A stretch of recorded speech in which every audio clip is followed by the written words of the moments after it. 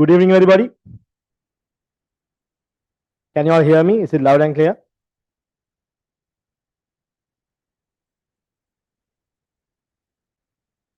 Good evening, everybody.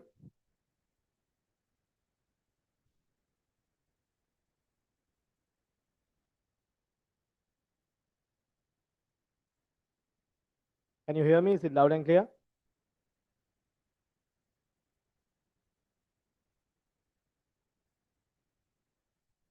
Please put in the chat.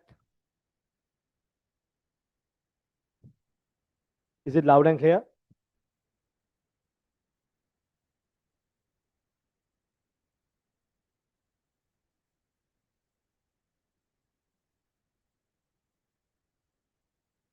Is it loud and clear? Can you all hear me?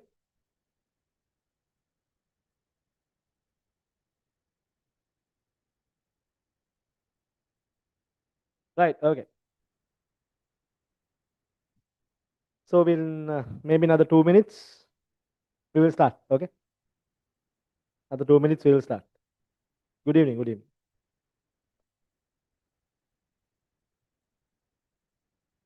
People are still joining in. So another 2-3 minutes. We'll join. We'll start. Okay.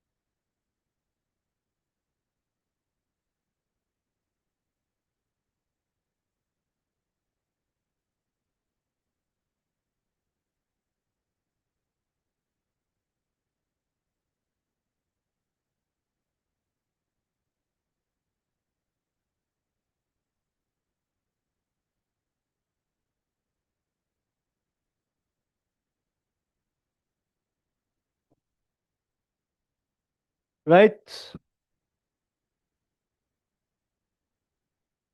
Shall we start? Okay, one more sound check. Can you all hear me? Is it loud and clear? Can you all hear me? Is it loud and clear?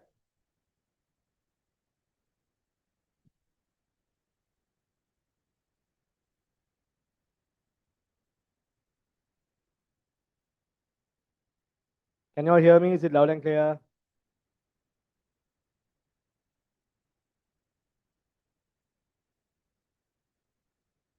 Okay, right. So good evening, everybody. So today what we have to do is X-rays, nuclear equations and nuclear reactions, radioactivity, and then particle physics. Is it clear? Particle physics, right? So we'll start with X-rays, formation of X-rays. So in the earlier session, we learned black body radiation, photoelectric effect, and wave particle duality. Okay? Wave particle duality. Right. Now, X-ray formation was actually found accidentally.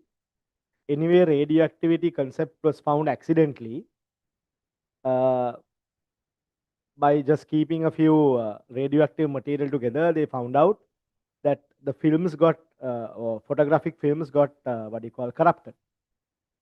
And then what do you call, they try to understand that, okay, that's because of this certain material that's causing the photo films to get corrupted. From there only, this concept of radioactive decay or energy as particles as well as energy being emitted came into play. Like X-ray formation was actually found by Ronjan first, not Ranjan, Ronjan, Rontgen, Ronjan, right? Now, what they found out was interesting because the process of X-ray formation is exactly opposite to photoelectric effect. Now, what is photoelectric effect? Photons are hitting a metal surface, electrons are coming out. Opposite to this means, now in X-ray formation, electrons are hitting a metal, photons are coming out. You know, right? So for this, they had an evacuated tube like this. Evacuated tube. Observe, evacuated tube. Here, filament was connected.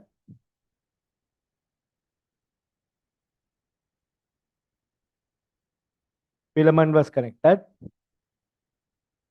And here you have the target metal. Target metal.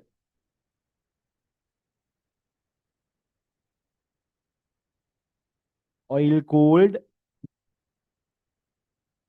anode. So here we have the anode.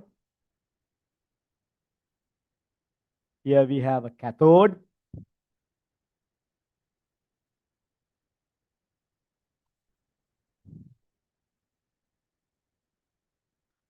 There you go, it's connected like this.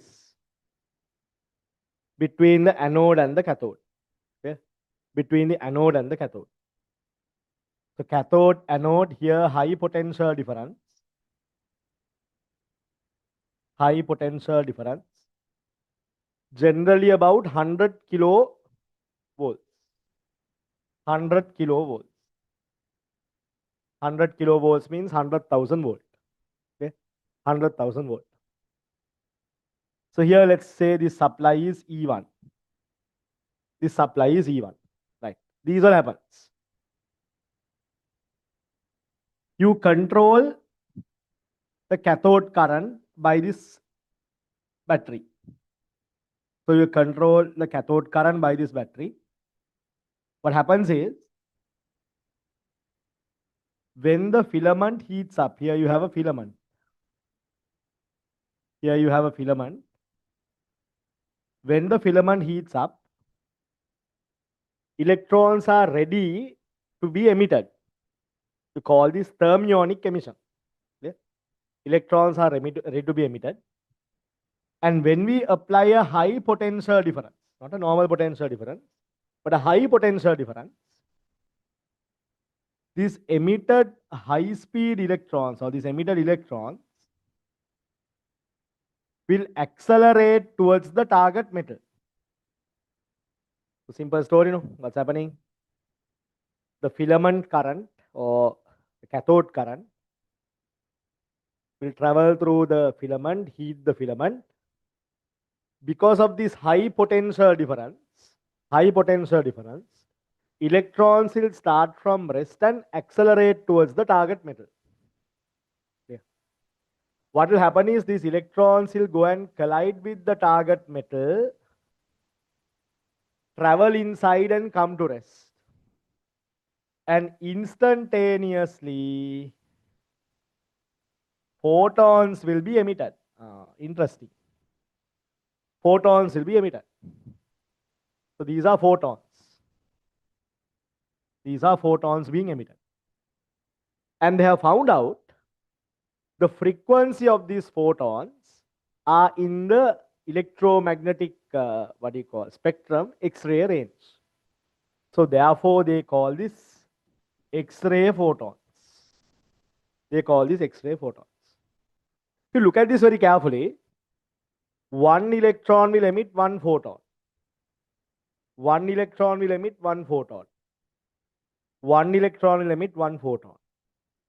So if you can increase the number of electrons, the intensity of the X-ray beam, on Friday you all learned, intensity means what? Number of photons passing through. So number of photons will increase. So we can increase the intensity of the X-ray beam. Okay? Intensity of the X-ray beam. Imagine just like a torchlight. So what happens is when you press the torchlight, there is going to be light coming out. Then you on the flashlight. Flashlight has a lot of light coming out. So intensity is high. More photons are coming out. Your small torch, less intensity, less photons are coming out. Same way. So one electron emits one photon. One electron emits one photon. One electron emits one photon. If I can increase the number of electrons, I can increase the intensity of the X-ray beam. So how can if somebody asks you how to increase the intensity of the X-ray beam, there is only one way to increase intensity of the X-ray beam. That is by increasing the cathode current. Right. Now remember, X-ray beams have energy as well. Now for example, you have X-ray is normally used in as a medical diagnostic tool. Let's say when you break your hand, you go to the hospital, they take X-ray and they check whether it's broken, where it's broken, etc. Then you have animals, and the animals are sick, you take them to the vet. They'll have sometimes X-rays, then you can take the X-ray there. So remember, X-rays are used for medical diagnostics. Also, they are used for what? As an initial form of cure for certain cancers and tumors. So there are two types of X-rays, hard X-rays and soft X-rays. Okay? Hard X-rays and soft X-rays. And that all depends on the energy of the X-ray beam. Now, who controls the energy of the X-ray beam? That is the potential difference between the anode and the cathode. The potential difference is large means energy is large. Potential difference is less means energy is less. Energy is less. So remember this very carefully. The intensity of the X-ray beam is controlled by the cathode current or filament current. And the energy of the X-ray beam is controlled by the potential difference between the anode and the cathode. Right. So the next question is, now what happens here? Now here the electron has kinetic energy. So the maximum kinetic energy of the electron, I'll write it here. Maximum kinetic energy of the electron. Maximum kinetic energy of the electron. In reality, once it collides here, instantaneously we say photons occur. So energy, one electron has energy Ke max, converts to photon energy is Hf. But don't forget, 99% of the energy of the electron is lost as heat. That is why we have a oil-cooled anode. Oil-cooled anode. Oil-cooled anode. But in our calculation, so in reality, Ke max equals HF plus heat loss. Energy loss due to heat. In calculation in our syllabus, we ignore this. It's a huge ignorance. 99% is heat, but we ignore it. And we say maximum kinetic energy of electron completely converts into X-ray photon. Maximum kinetic energy of the electron completely converts into X-ray photon. Okay. So in calculation, we use this Ke max equal HF. Also, we can modify this. I'm sure all of you all know. C over lambda. C over lambda. Further modification, half mass of electron velocity squared, that is equal to hc over lambda. Also, don't forget, the gain in kinetic energy is given by the potential difference here on an electron. So here we can say charge of an electron multiplied by potential difference delta V between the anode and the cathode, hc over lambda. You know, hc over lambda. So delta V is going to be potential difference between anode and cathode. Anode and cathode. Potential difference between anode and cathode.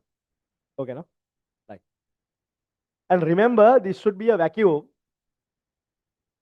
Evacuated tube, vacuum. Reason being, if there are other particles inside, electrons will collide with those particles and lose energy. We don't want that to happen. So therefore, it's always going to be a vacuum inside this. Clear, no? Okay. Let's write down. Let's write down. X-ray, right? Topic X-ray. Let's write.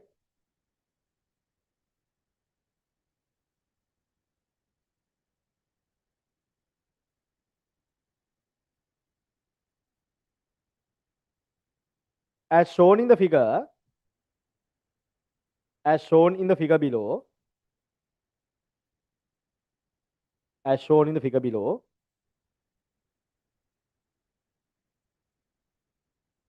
when current passes through the cathode, when current passes through the filament, when current passes through the filament in the cathode, due to thermionic emission, due to thermionic emission, due to thermionic emission, electrons can be emitted. Electrons can be emitted by the cathode. Electrons can be emitted by the cathode. Electrons can be emitted by the cathode. Full stop, keep writing. These electrons are accelerated by, these electrons are accelerated by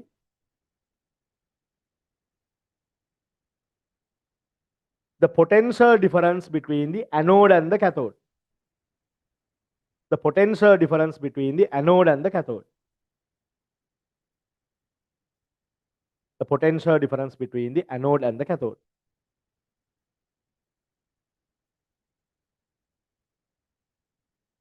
Come on. An electron will travel very fast and collide with the target metal. An electron will travel very fast and collide with the target metal. And collide with the target metal. It will penetrate the metal. It will penetrate the metal and come to rest, emitting an X-ray photon. And come to rest, emitting an X-ray photon. Emitting an X-ray photon. Emitting an X-ray photon. Full stop. Next point. One electron will emit one X-ray photon. Next line. One electron will emit one X-ray photon. One electron will emit one X-ray photon. Therefore, if we increase the number of electrons,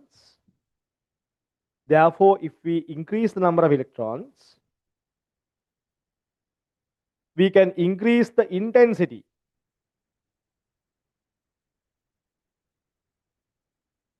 We can increase the intensity of the X-ray beam.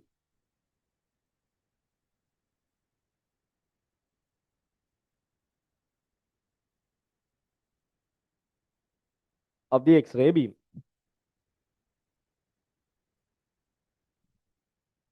Next point. The energy of the X-ray photon,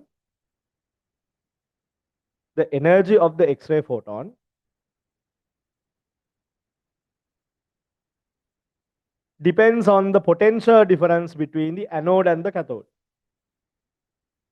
Depends on the potential difference between the anode and the cathode.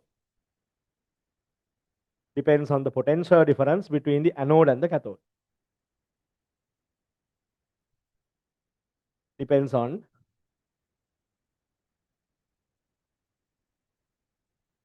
the potential difference between the anode and the cathode.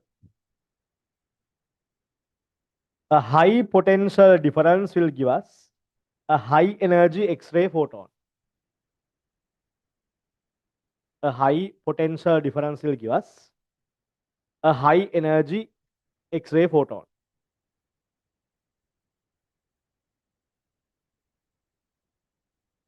And a low potential difference will give us a low energy X-ray photon.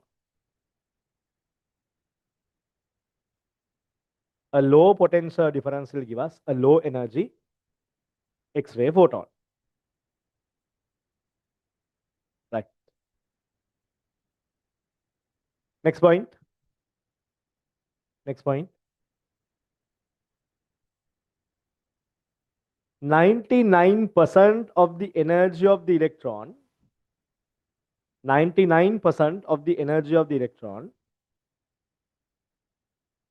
99% of the energy of the electron will be lost as heat. Will be lost as heat due to the collision on the target metal. Due to the collision on the target metal. Due to the collision on the target metal. But in our calculations, we assume that. In our calculations, we assume that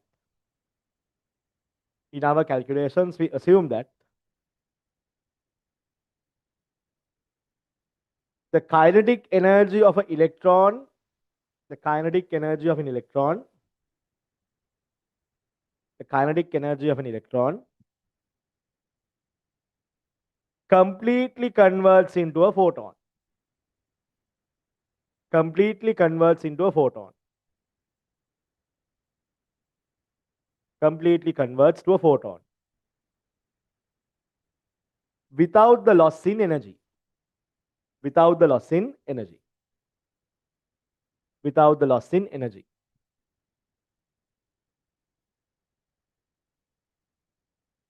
Right. So up to there I explained. Now the next part. Remember, for target metal, we normally use tungsten or molybdenum. Right? Reason being that they have a high atomic number and therefore their melting point is very high. So when the electron comes and collides, they will not melt easily. That is why we use tungsten or molybdenum as a target metal. Okay. Next point, right? We use tungsten or molybdenum. We use tungsten or molybdenum as the target metal because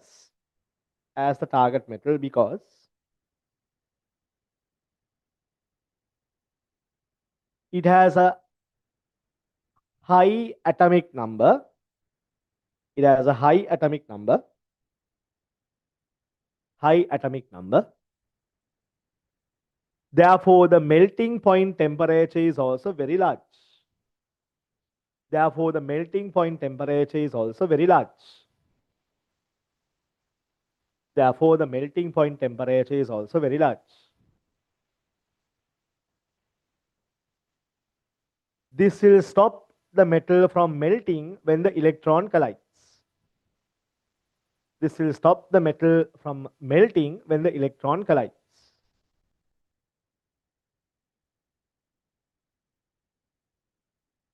When the electron collides. Right. Next point. Inside the tube,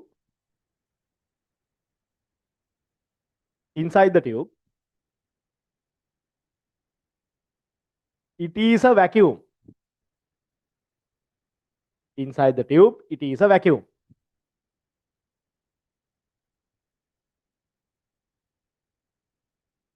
This will stop electrons colliding with other particles and losing energy. This will stop electrons from colliding with other particles and losing energy.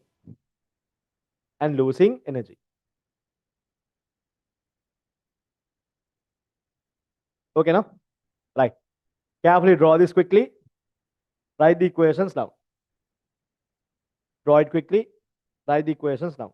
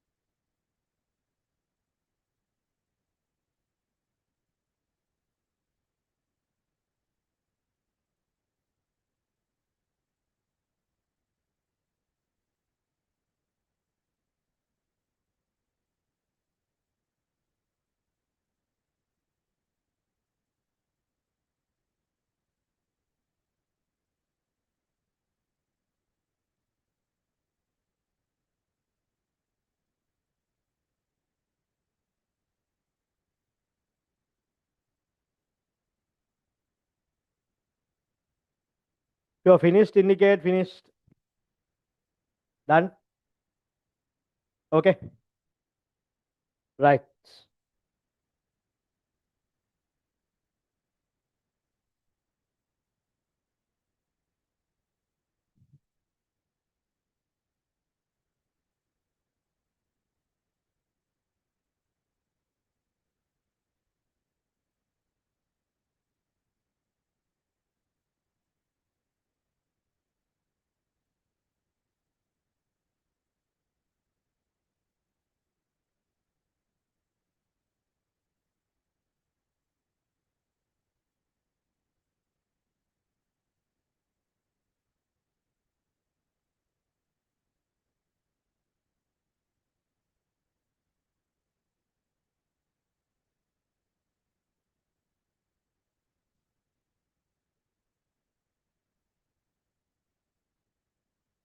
Okay, finished. Done, no? Right. Okay, look. Now, because the kinetic energy is maximum, lambda is minimum. Kinetic energy maximum, lambda is minimum. So we can put lambda minimum there. Because sometimes in problems they will ask you find lambda minimum. Then you should know. Kinetic energy maximum means lambda is minimum. Please put lambda minimum there. Lambda minimum there. Okay, no? So lambda minimum here Ke max, Hf max, maximum frequency, minimum lambda. Maximum frequency, minimum lambda. Okay, no? Right.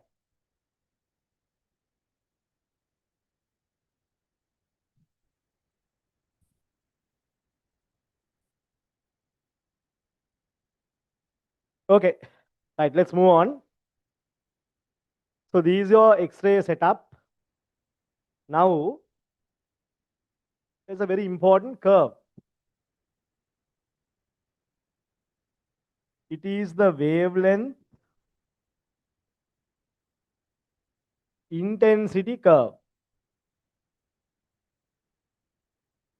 Now, intensity means watt per meter squared. Wavelength in nanometers, most probably. Right?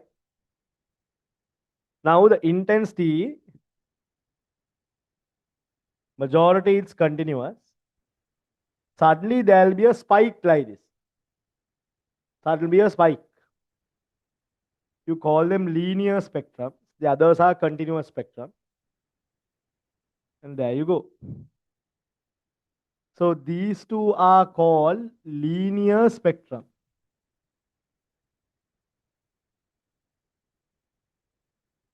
And this whole part is called continuous.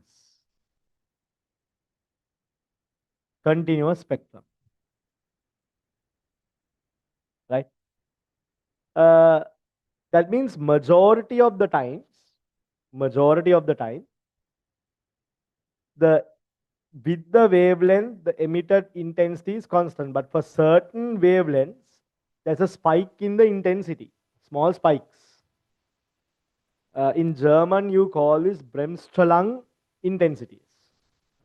Bremsstrahlung intensities. Okay. So here, at certain wavelengths, there are sudden high intensity emissions of the X-rays. That is because of the electrons in the target metal due to their quantum nature emitting what you call secondary radiation. Apart from that, you have linear spectrum as well as what continuous spectrum. That's right.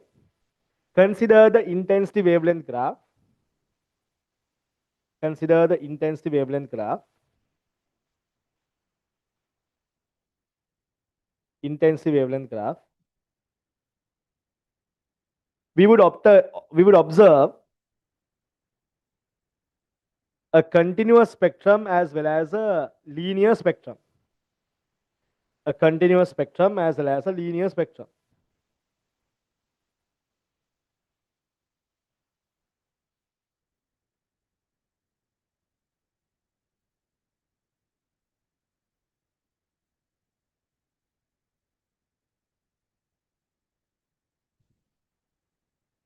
Keep writing. The continuous spectrum depends on the potential difference applied between the anode and the cathode. The continuous spectrum depends on the potential difference applied between the anode and the cathode.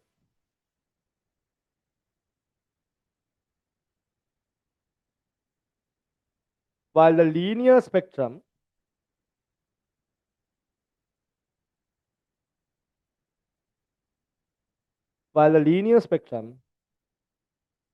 depends on the target metal.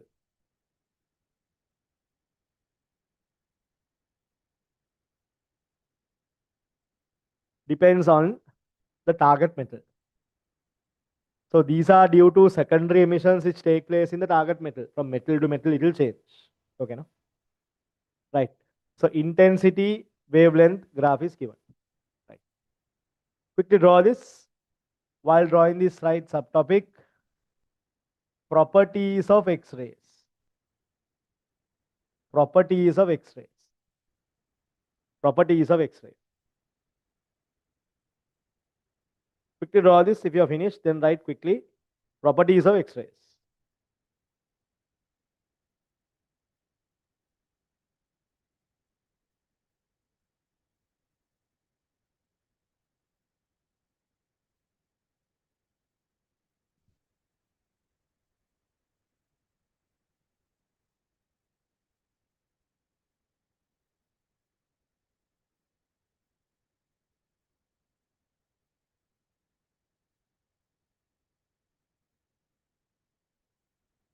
Okay.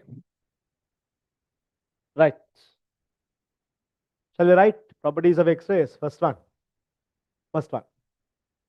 It is an electromagnetic wave. It is electromagnetic and travels at the speed of light.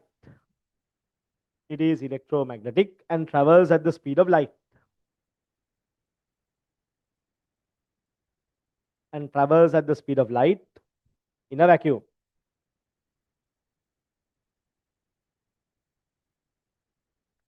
Travels at the speed of light in a vacuum. Second point. X-rays do not have a charge. X-rays do not have a charge. Therefore, they do not deviate in electric or magnetic fields. Therefore, they do not deviate in electric or magnetic fields. They do not deviate in electric or magnetic fields.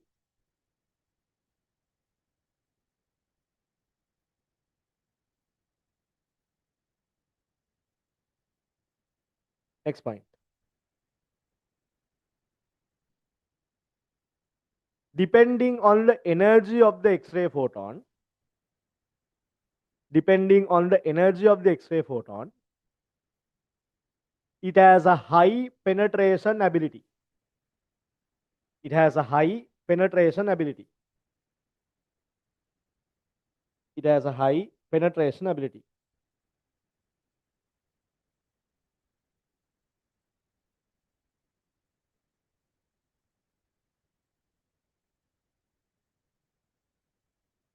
Next point. Can ionize gas particles in air. Can ionize gas particles. Can ionize gas particles.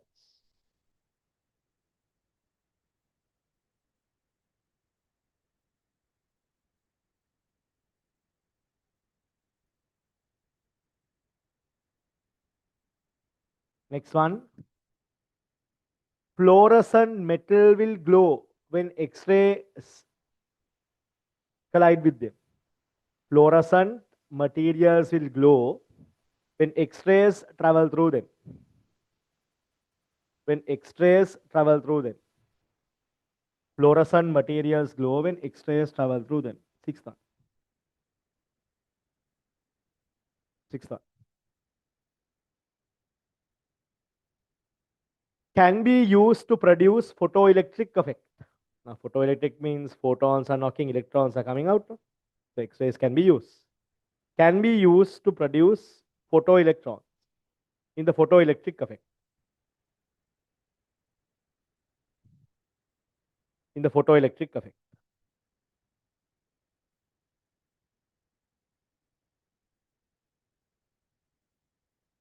Right? And this is something that they might question you. If an X-ray beam travels through a lens, it will not deviate, no deviation. It will pass through. So no deviations will take place when an X-ray beam travels through a lens. Or the deviation is very less, but we say no deviation. Right there. X-rays cannot be deviated. X-rays cannot be deviated when they pass through optical lenses.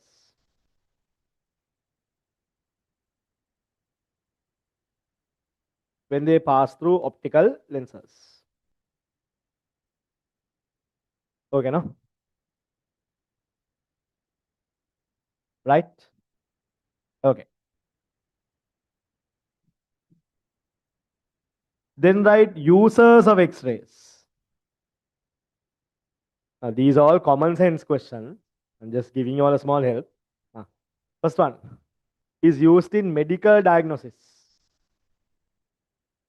Is used in medical diagnosis.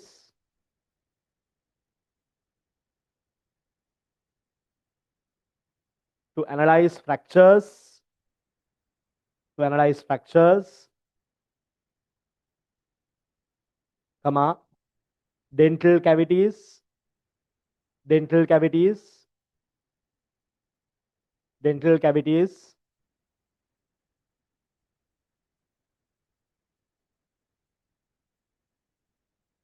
And also general observation of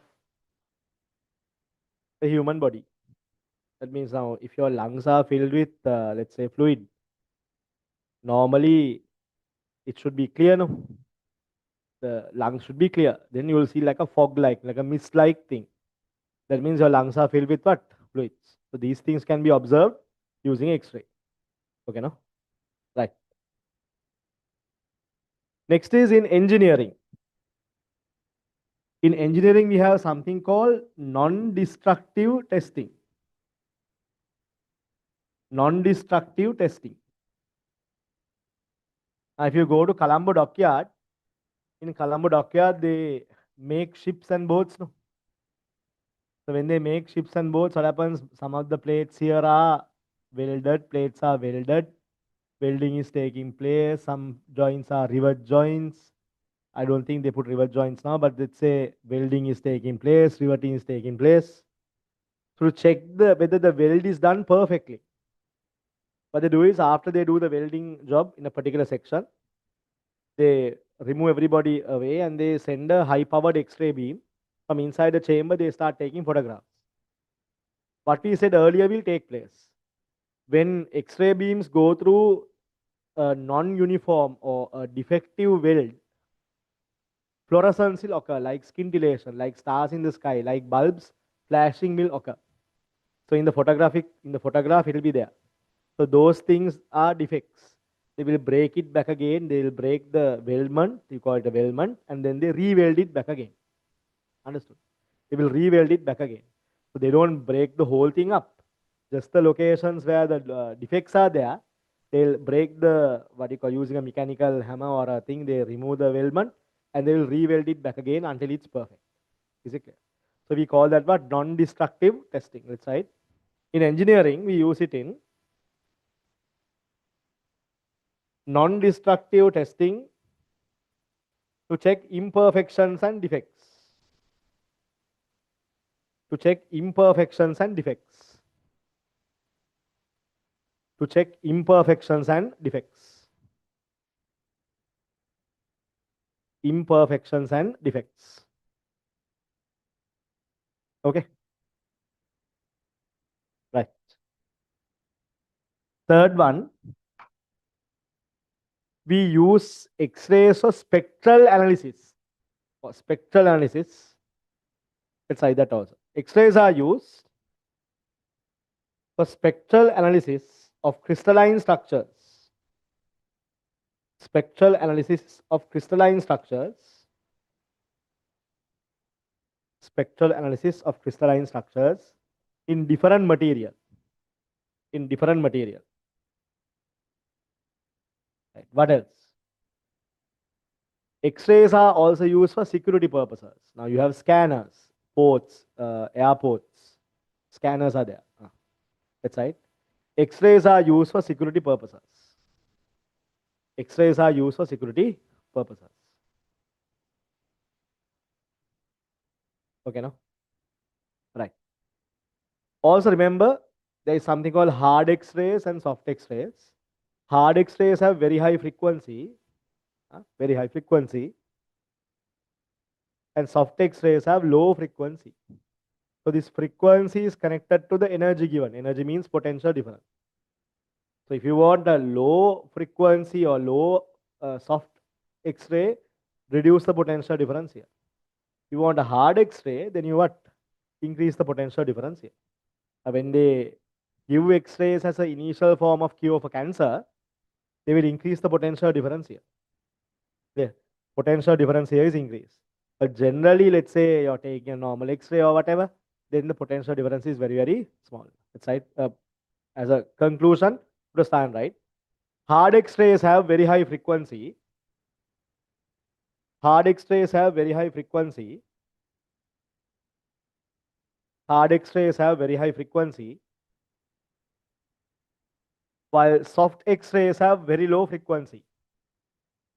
While soft X-rays have very low frequency, which is controlled by the potential difference. Which is controlled by the potential difference between the anode and the cathode.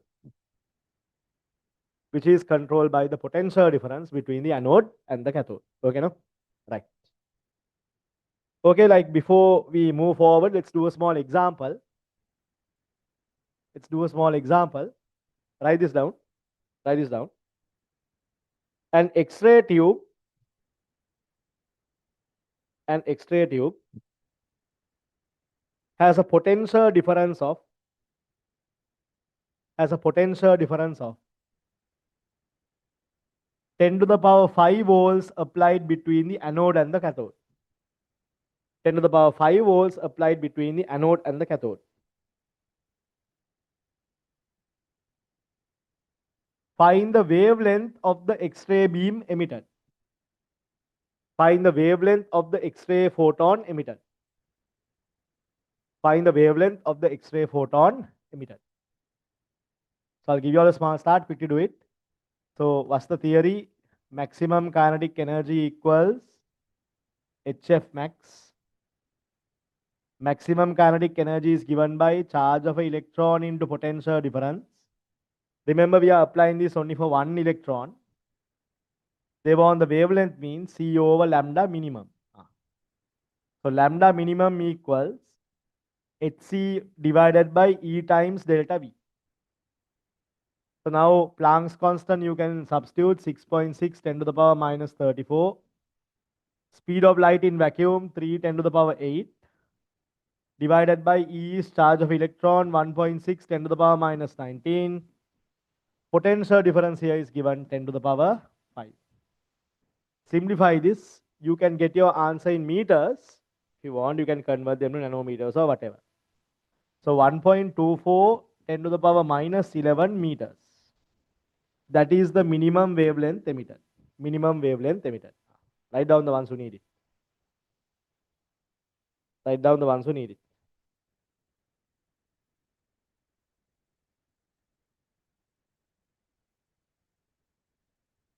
Okay.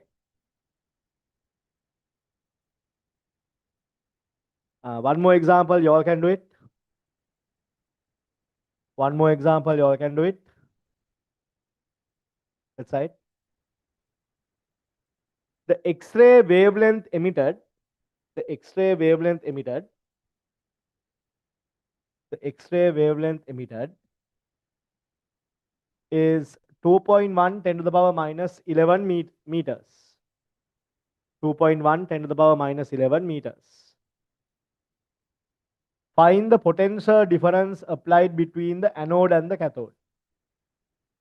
Find the potential difference applied between the anode and the cathode. Quickly work. Find the potential difference applied between the anode and the cathode.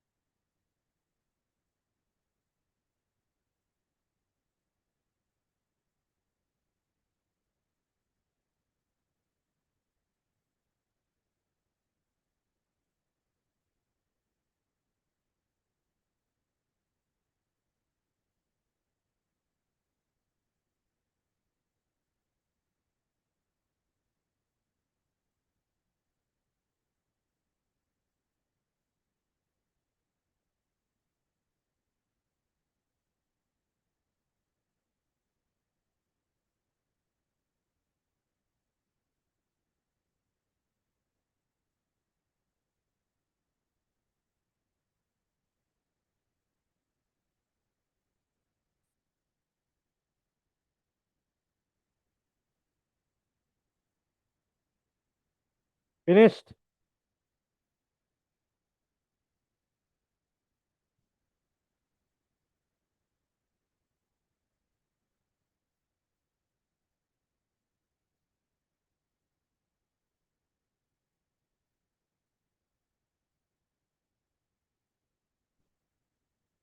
Right. So here you can apply now. Ke max, HF max. Ke max is E times potential difference. C over lambda minimum. C over lambda minimum. Okay. So here 1.6 10 to the power minus 19 delta V. 6.6 10 to the power minus 34 3 10 to the power 8 divided by 2.1 10 to the power minus 11.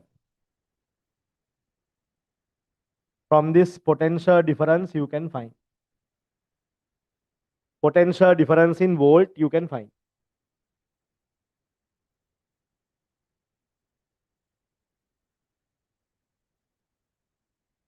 Okay. You must get an answer of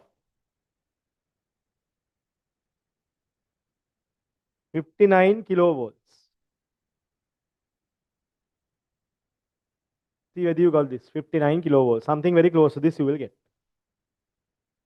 Okay, now? Right. Moving on. Next topic. Radioactivity. So X-ray is done and finished. Huh? Radioactivity. Right topic, radioactivity. Right. So I'll finish radioactivity and nuclear equations. Then we can do the tube problems. And then finally I'll do particle physics and finish it off. Okay, now? Right. The answer will come in volt. You have to convert to kilovolt. So 59 kilovolts means 59,000 volts. Something very close to it you will get. You have to convert it to kilovolts. Or you can keep it as volts. No problem. Okay, now? Right. What is radioactive material? What do you mean by radioactivity? Unstable nuclei, listen very carefully, unstable nuclei will emit energy and particles to become what? Stable. So the process of unstable nuclei emitting energy and particles to become stable is called what? Radioactivity. Let's write. Radioactivity is the process in which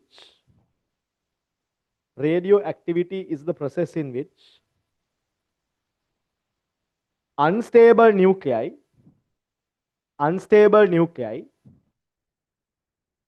emit energy and particles to become stable. Unstable nuclei emit energy and particles to become stable.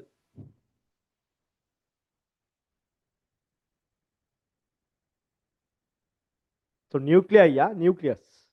So nucleus only is decaying, okay? The process in which the energy is emitted is called decaying. So the process is called decay. The process in which the energy is emitted is called decaying. Decaying. Decaying. Process in which the energy is emitted, energy and particles are emitted is called decay. Right. So we have first one, alpha decay. First one, alpha decay. What do you mean by alpha decay? Now, alpha particles are helium nuclei. So if I write it here, helium 42, or we can say alpha 42 here as well.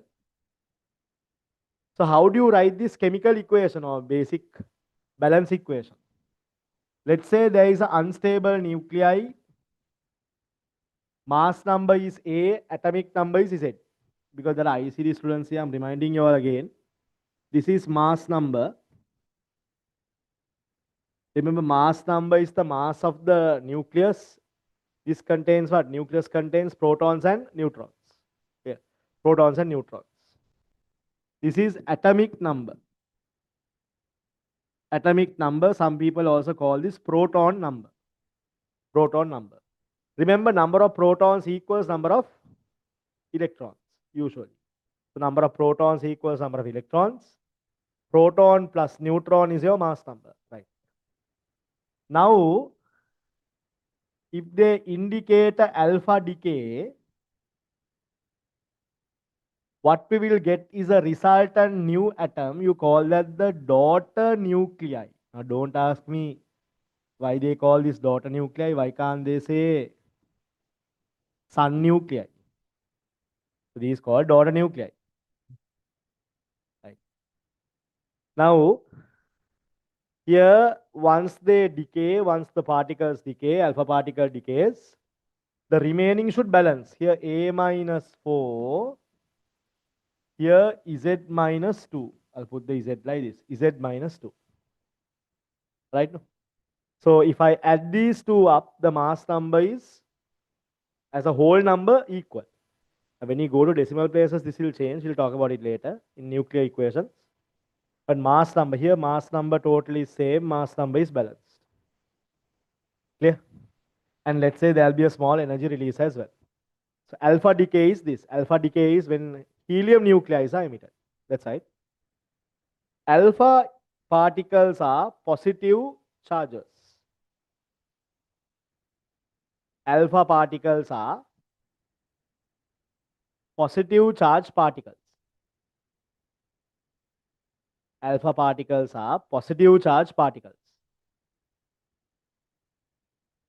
Positive charge particles.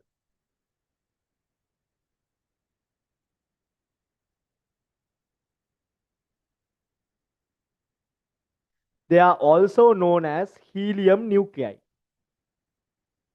They are also known as helium nuclei. We can write the nuclear reaction as indicated below. We can write the nuclear reaction as indicated below. We can write the nuclear reaction as indicated below. Quickly write down.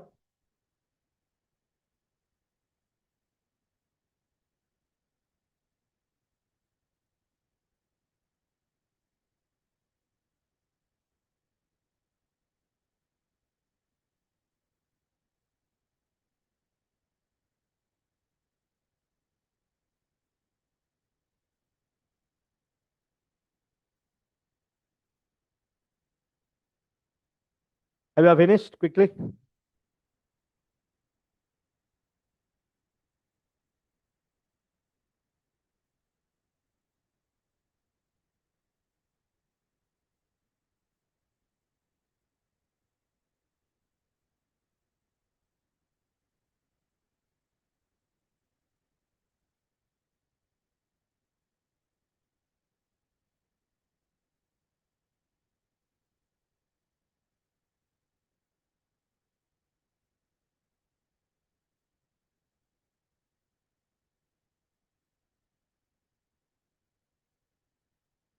Okay.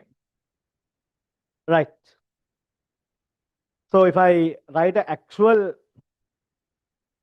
example for this, uranium 23892, uranium 23892, alpha particle emission is taking place, alpha 2. This will give you thorium at the end, thorium 23490. Don't forget there is delta energy, delta E emitted as well. Here also you can put a small delta E. There is some energy emitted. There is some energy emitted. Write down below. Write down.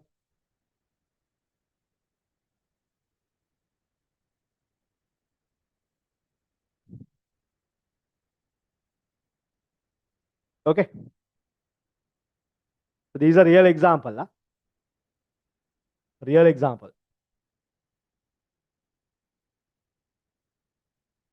Okay. Done. Right.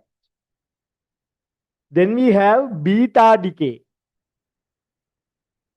Then we have beta decay. Now remember, beta decay has two forms. One is called beta minus decay. Now remember, beta minus decay is called actually what? Electrons, high speed electron. So beta is 0 minus 1, or we say electron 0 minus 1. And this is called beta plus decay. Beta plus decay is when positrons are emitted. Positron. Positron emission. Today at the end you will learn this positron emission. What are positrons? What kind of particles they are? They are actually like electrons, but they have opposite. They have opposite characteristics. Like the charge is plus 1. Something like this. So mainly we talk about beta minus decay. Okay. Mainly we talk about beta minus decay. Now there's a small problem before you write this. I'm going to ask you. What is radioactivity? Radioactivity is when unstable nuclei emit energy and particles and become stable. In the nucleus, what do you have? Protons and neutrons. And I'm telling you here, beta decay is happening because electrons are emitted. Tell me, how can electrons be emitted from a nucleus? Quickly tell. How can electrons be emitted from a nucleus?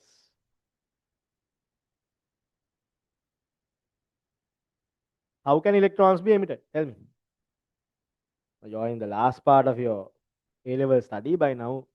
Chemistry, the ones who are doing also would know all of this. They should know it. How can a nucleus emit electrons? Anybody? I'll give you 10 seconds.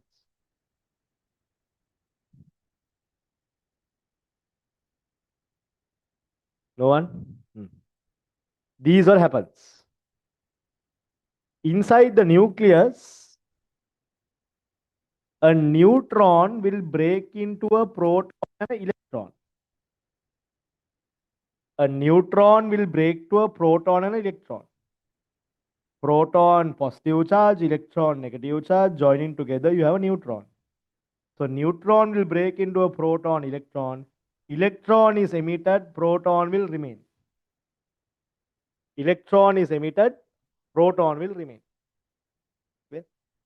So what happens here is your atomic number at the end will increase. Atomic number at the end will increase. So if I write this here, X is A Z, beta minus decay 0 minus 1. Your daughter nuclei will be A minus 0 is A, no change. Z minus minus 1 is Z plus 1 plus energy is emitted. This is your beta decay, beta minus decay. Yeah, beta minus decay. So another real example for this is carbon 14 6. Carbon 14 6. Beta emission occurs. It becomes nitrogen 14 7 plus energy emitted. That's another example. Write down, Will. Write down, Will. Beta decay. Let's write beta decay. Beta decay has two parts, or beta decay has two forms. Beta decay has two forms. First one, beta minus decay. Beta minus decay.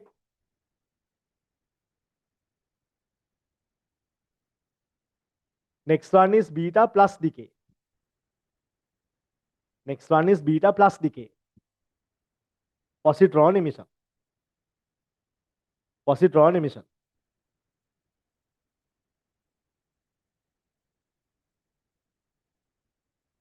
Right, subtopic beta minus decay. Beta minus decay. That's right. A neutron in the nucleus will divide into a neutron in the nucleus will divide into a proton and an electron. a proton and an electron. A proton and an electron. The proton will remain in the nucleus. The proton will remain in the nucleus. Proton will remain in the nucleus while the electron is emitted. While the electron is emitted. While the electron is emitted. As indicated in the following examples. As indicated in the following examples. Quickly write down. As indicated in the following examples.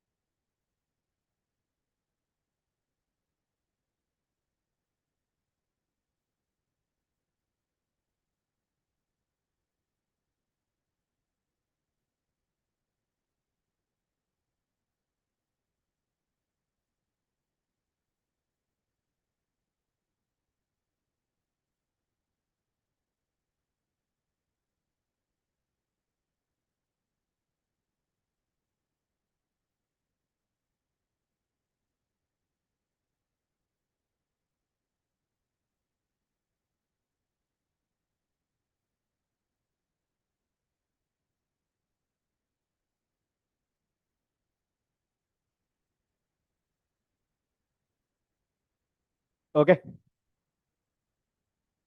Right. Then beta plus decay. Now beta plus decay is the emission of positrons. So here, if a beta plus is emitted, your daughter nuclei mass number will not change. Here Z minus 1 plus the emission of electron, energy, emission of energy. If you take a chemical reaction that is available now, chemical reaction, here you have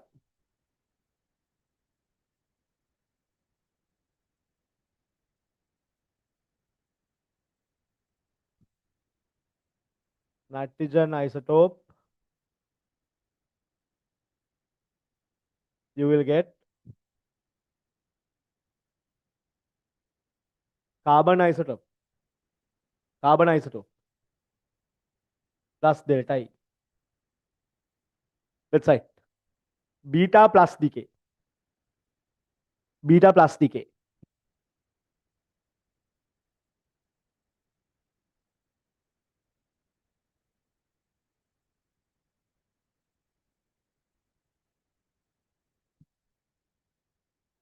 Quickly write down. Very rarely you will get this, but generally remember it.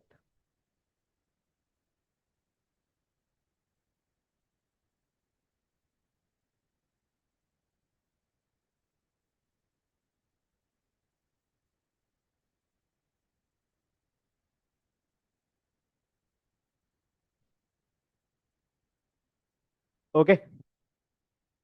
Right. Then we have gamma decay. Gamma decay. There you go, gamma decay. Now, this happens when electrons gain energy, go to a higher state, they are unstable. At that state, they emit gamma particles or gamma rays, and they come to a much more stable state. So normally unstable state is indicated by a small star mark. Gamma has no mass, no charge, electromagnetic. And this will bring it down to a much more stable state. Mass number, proton number will not change. Mass number, proton number will not change. Let's write. Gamma rays or gamma decay. Let's write.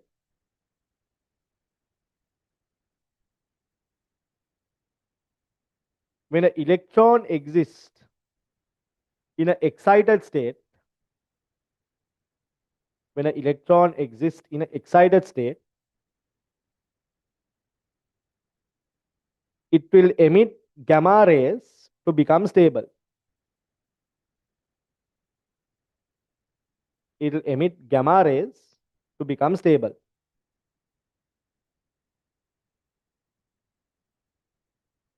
Gamma rays to become stable.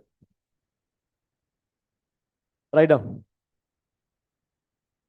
Practical application also, if you want, I will write it there.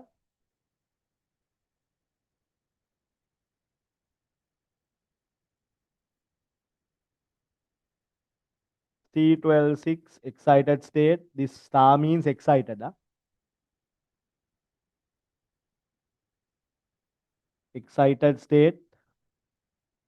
Emit gamma becomes carbon 12.6 stable. Excited to stable. Excited to stable.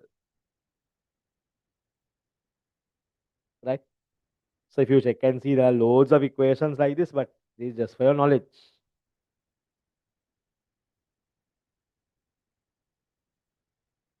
Right now? Okay. Now quickly let's compare alpha decay, beta minus decay, and gamma decay. And gamma decay under these conditions. Under these conditions. You can put a small table. Type, charge, type, charge, mass, speed, penetration ability, ionization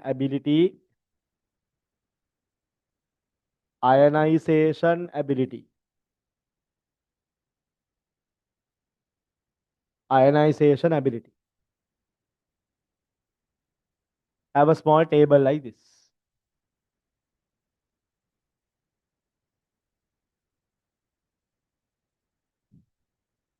Have a small table like this.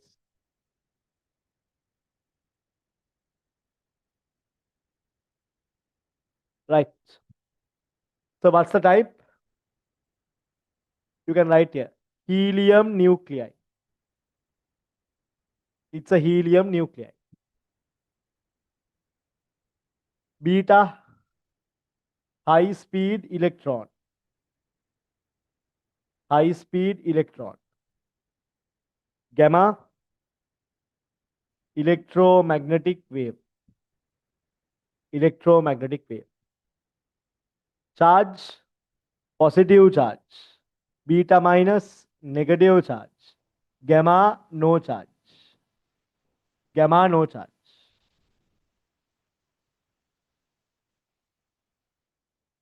Mass, alpha particle, it's a heavy mass. Here light, don't try to remember values. Light mass. Here no mass. Electromagnetic waves have no mass. Right. What about the speed? Alpha rays are 6% the speed of light. 6% the speed of light. Beta minus 98% the speed of light. Gamma is speed of light. Gamma is speed of light. Very simple table. Remember it, lot of MCQs you can do. Penetration ability.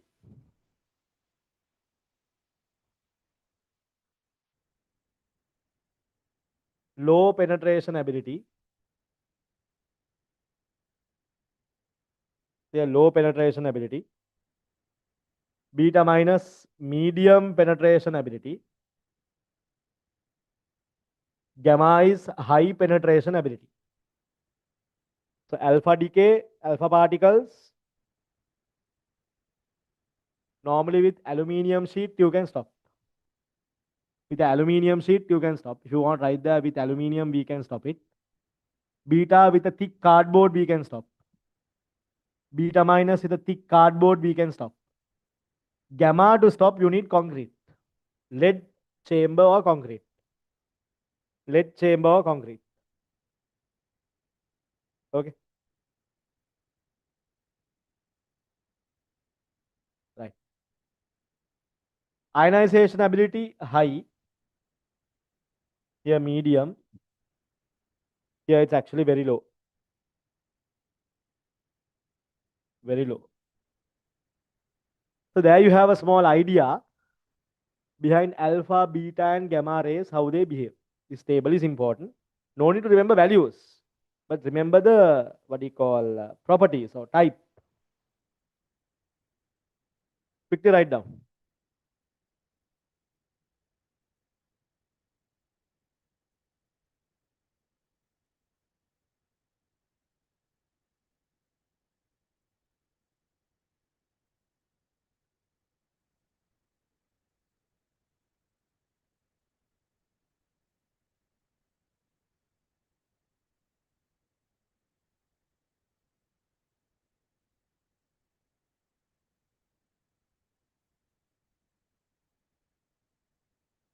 Right? Now, how do we identify these different particles? To identify different particles, we use something called the Geiger-Muller tube. Short form, we call it GM tube. GM tube. Geiger-Muller tube, or we call it GM tube. So it's a tube like this. Huh? It's a tube like this. There is a very thin mica window. Very thin mica window. So there will be gases inside. You can change the type of gas. There is no problem.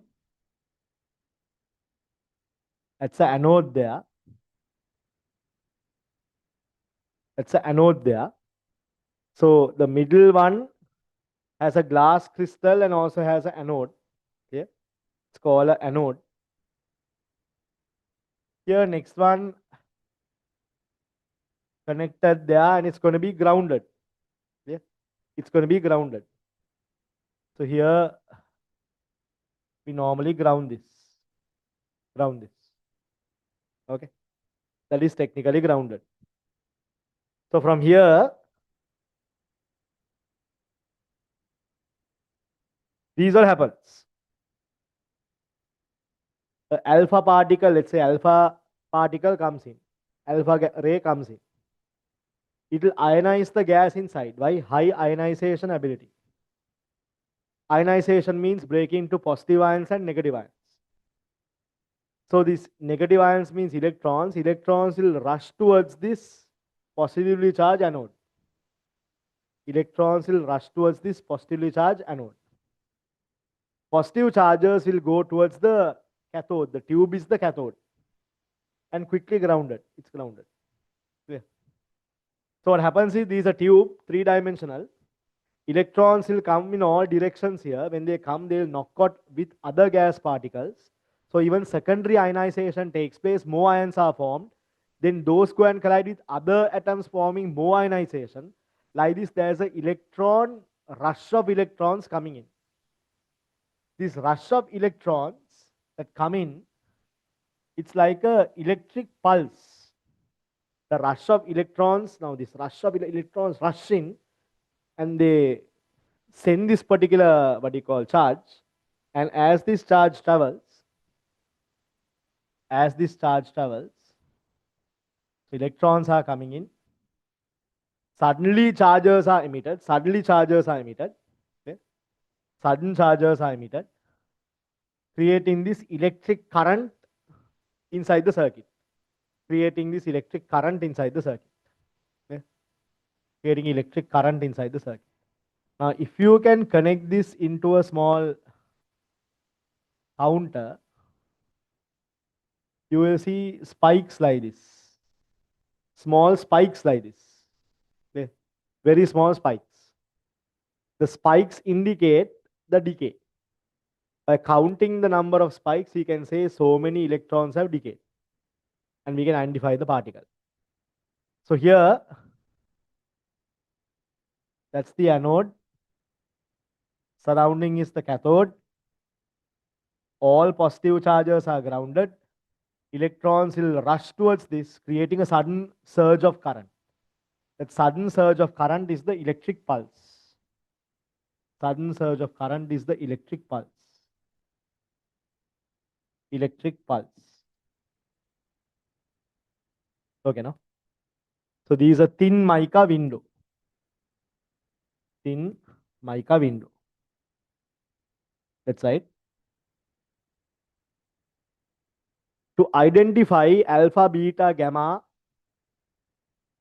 identify alpha, beta, gamma, as well as neutrons, as well as neutrons, and other particles, and other particles, we can use a GM tube. We can use a GM tube. We can use a GM tube. We can use a GM tube. Keep writing. The radioactive decay particles enter the chamber. The radioactive decay particles enter the chamber. Enter the chamber. Where there is a gas. Where there is a gas.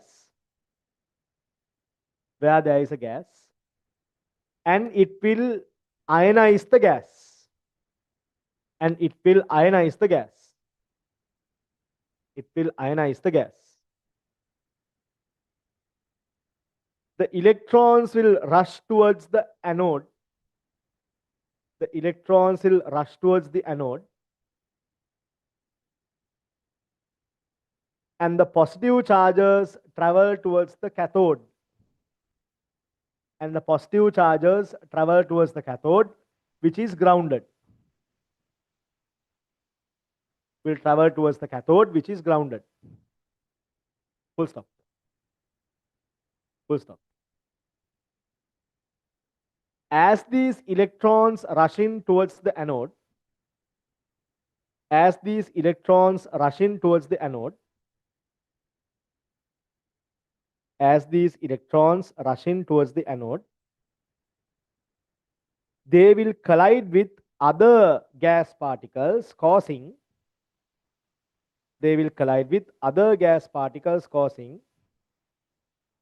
secondary ionization. Secondary ionization. And a surge of electrons will pass through the anode. And a surge of electrons will pass through the anode as an electric pulse. As an electric pulse. As an electric pulse. As an electric pulse. So one surge of electron represent. So one surge of electron will represent one electric pulse, and one radioactive decay. And one radioactive decay. Okay, now?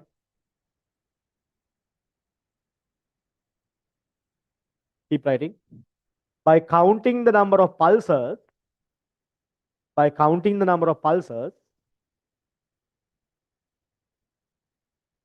we can check the amount of decay occurring in a particular time. We can check the number of decays, radioactive decays occurring in a particular time. Okay. Right. Quickly draw. Quickly draw. Let me know.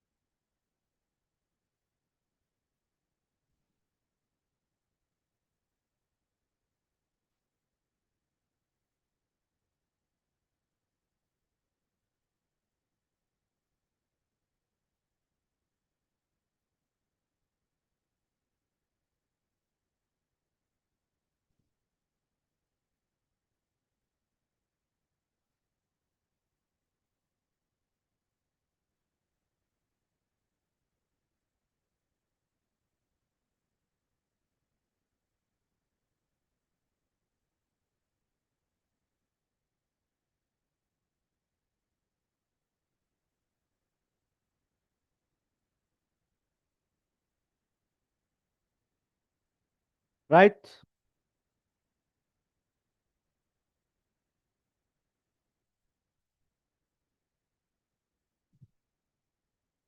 Right, no? Okay. Now we have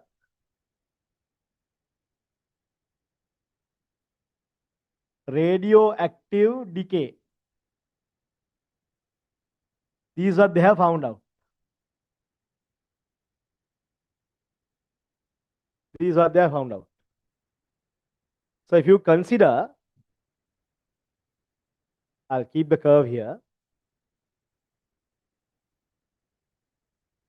Number of unstable nuclei. Number of unstable nuclei. Here time. So let's say initially there is n naught number of unstable nuclei. N naught number of unstable nuclei. They have found out it reduces like a exponential curve. Also, they found something interesting. For the nuclei to reduce to half its value, it takes a time. So N naught to become N naught over 2, there's a time. Also N naught over 2 to become N naught divided by 4, there is a time. These two times are equal. Also N naught over 4 to N naught over 8, there is a time. Those are also equal. All these are equal. Okay. And we call that half-life. All these times are called half-life, this time gap. So T half, you call it half-life. Half-life. So the time taken for a unstable nuclei to reduce to half its value, it's called half-life. Now remember, when the unstable nuclei reduces, the number of stable nuclei will increase. Number of stable nuclei will increase. And then reach a constant value. Stable nuclei will increase. So when unstable nuclei reduces, don't forget, stable nuclei will start to what? Increase. Stable nuclei will start to increase. That's also asymptotic, just like this. Doesn't touch. Asymptotic.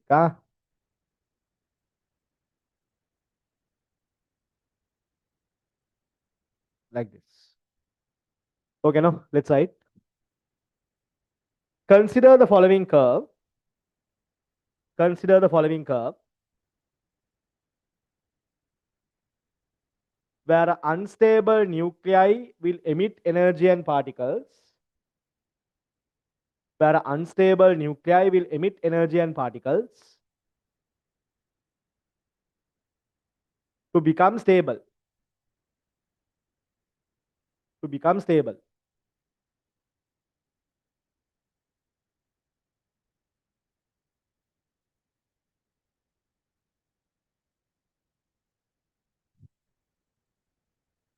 The time taken for unstable nuclei to reduce to, the time taken by unstable nuclei to decay to half its value. Half its value is known as the half-life. Is known as the half-life. Is known as the half-life.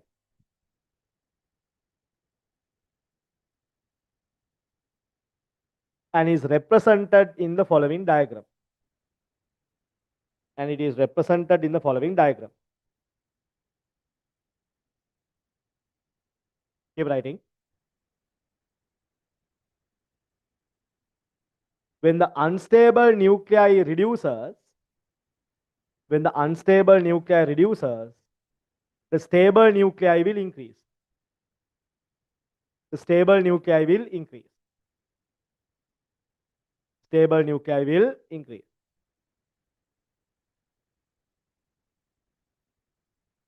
Okay. Quickly draw this. Now these are you have to analyze. Very simple thing.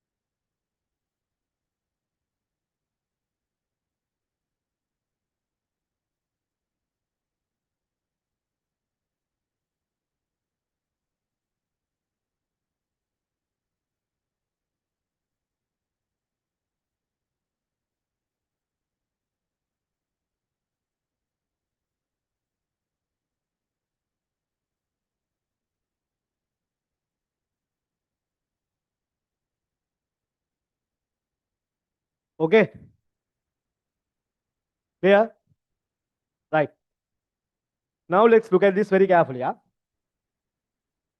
They have found out the gradient of this graph. The gradient of this graph. Mathematically dn over dt. dn over dt is called rate of decay. Rate of decay. They have found out rate of decay is directly proportional to number of unstable nuclei present. Rate of decay directly proportional to the number of unstable nuclei present. You can make this a equation dn over dt minus lambda n. Why minus? When time increases, number of unstable nuclei will reduce. So that is indicated by the negative sign. So if I erase this part, I'm sure you all drew this. If I erase this part and write it here, dn over dt equals minus lambda n, right? Lambda is called decay constant. Lambda is called decay constant. N is called unstable nuclei. Number of unstable nuclei. Number of unstable nuclei. Not stable, unstable nuclei. dn over dt is also known as activity. Activity is another name for rate of decay. Activity is another name for rate of decay. What's the unit? Unit we use Becquerel, BQ. Okay, no? Let's write. The decay law states that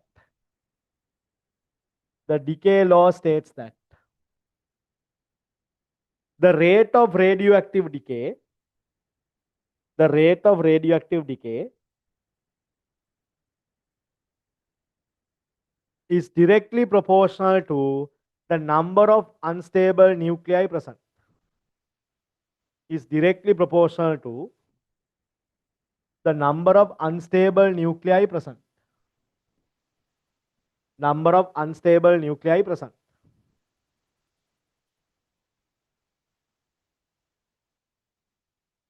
Number of unstable nuclei present. And can be represented by the following equation.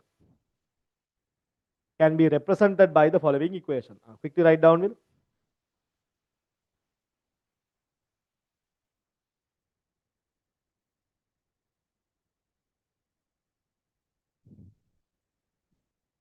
Quickly write down.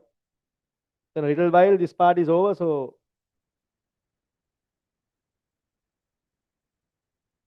we can start solving problems.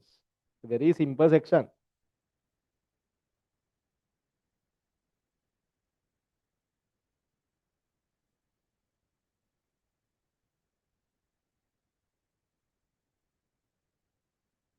Right? Done. So dNO dt equals minus lambda n. I'll tell you the reason why minus. Lambda is called decay constant, n is number of unstable nuclei, dNO dt is activity or rate of decay. Unit of measurement is becquerel. Unit of measurement is becquerel. So activity, there's a symbol called A. A is called activity. A is called activity. Right. So we can write this. A equals minus lambda n. Remember, negative indicates with time number of unstable nuclei. Number of unstable nuclei will reduce.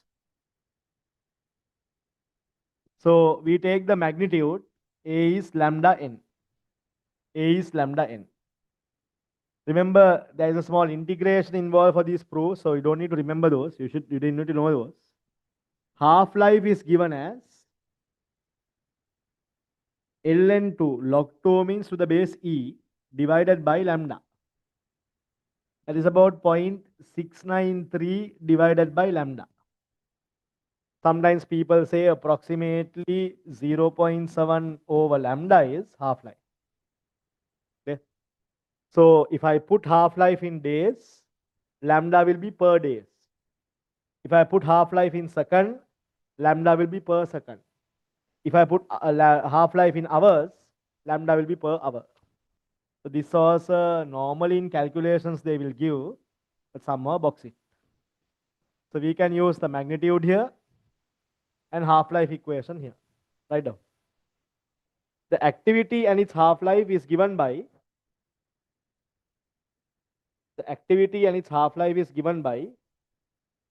the following relationship. The following relationship. Right. So we'll do a small example, Lulu. Otherwise, learning theory, these are actually it's a very small section with very simple things. That's right. Krypton 87 or 8736. Krypton 87 has a half-life of 78 minutes. Has a half-life of 78 minutes. Has a half-life of 78 minutes. And there is 10 micrograms of krypton. And there is 10 micrograms of krypton.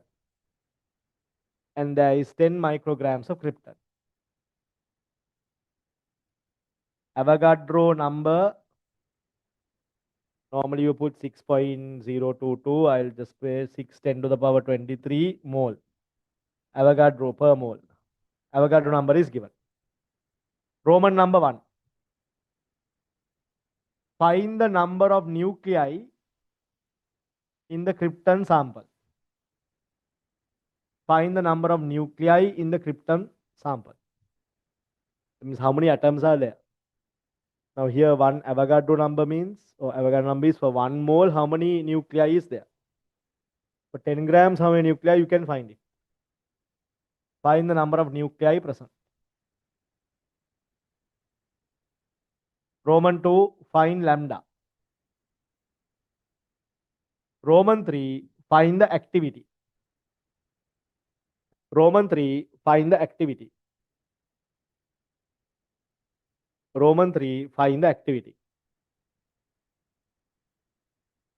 Okay. So, how will you solve this? 87 grams of krypton has Avogadro number. 87 grams means 1 mole, a bit of O-level chemistry. Huh?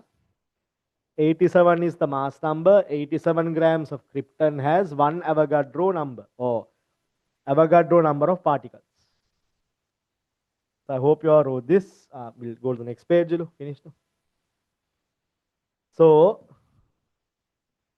78 grams of krypton has Avogadro number 610 to the power 23 nuclei.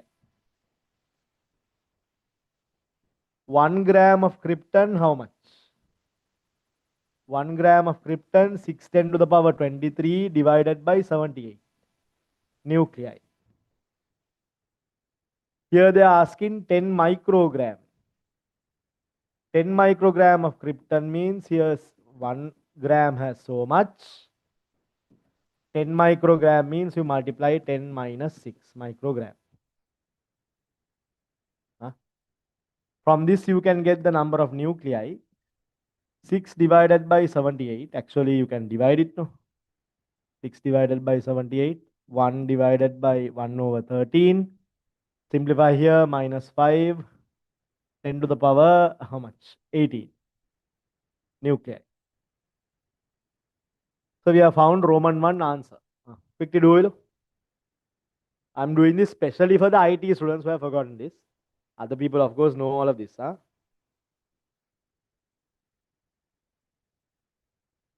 Right.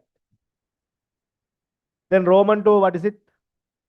Find the half-life or lambda, sorry. T half equals, I'll take 0.7. 0.7 divided by lambda. Lambda is 0.7 divided by T half. So it's easy if I put in SI units. Half-life is 78 minutes, convert to seconds. Lambda per second. Lambda per second. I didn't calculate those. Roman 3, activity.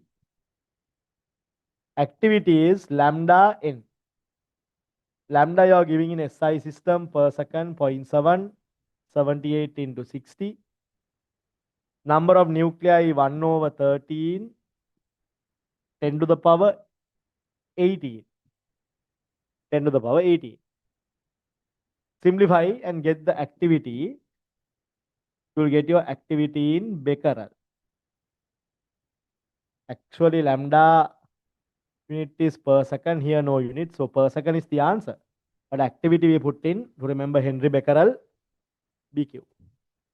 So activity can be put there easily. Okay. So you will get an activity of 1 10 to the power 13 becquerel. 1 10 to the power 13 becquerel. So I'm sure now you know how to solve these type of problems. You know how to solve these type of problems. I'll give one more problem you must solve. So with equations you can easily solve. These like the hardest possible problem they can give. You must build the equation then solve it.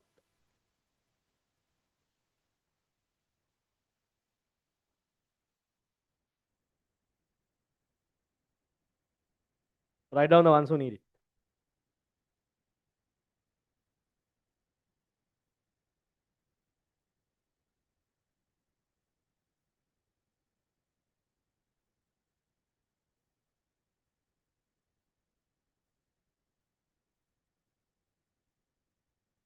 Finished? Anybody still writing this? Anybody still writing this? No one, no?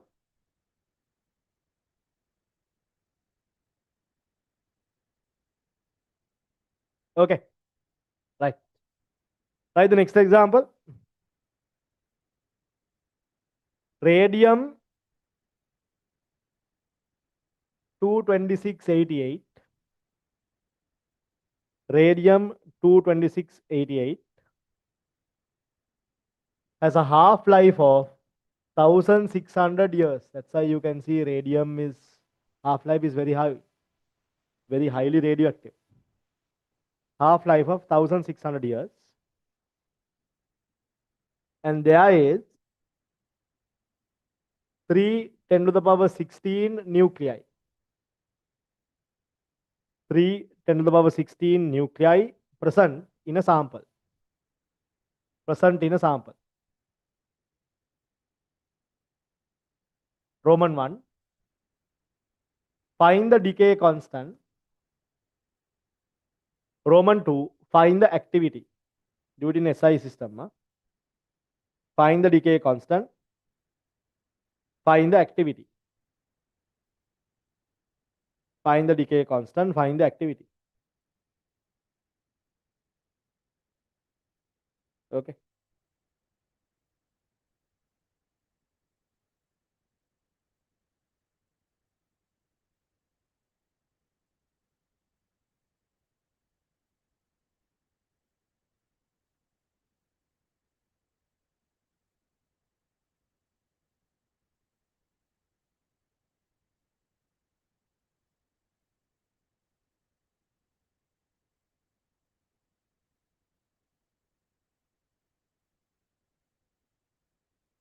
Okay.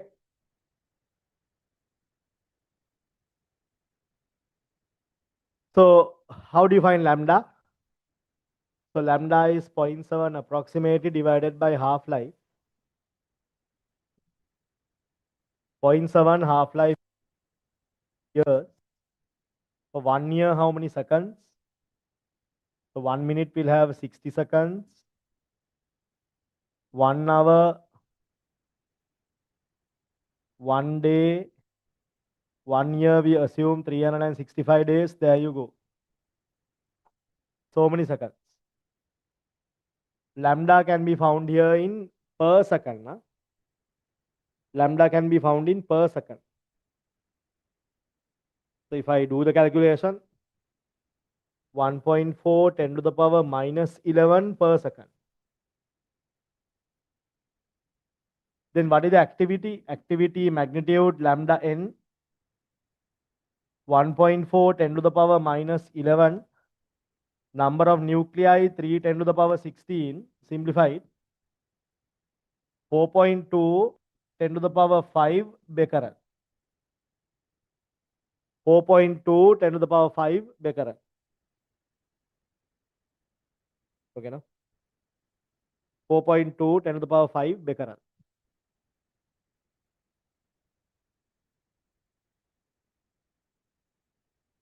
No, there is nothing called full life, only half-life is there. Half-life is a scientific term, okay? Half-life is a scientific term. Okay?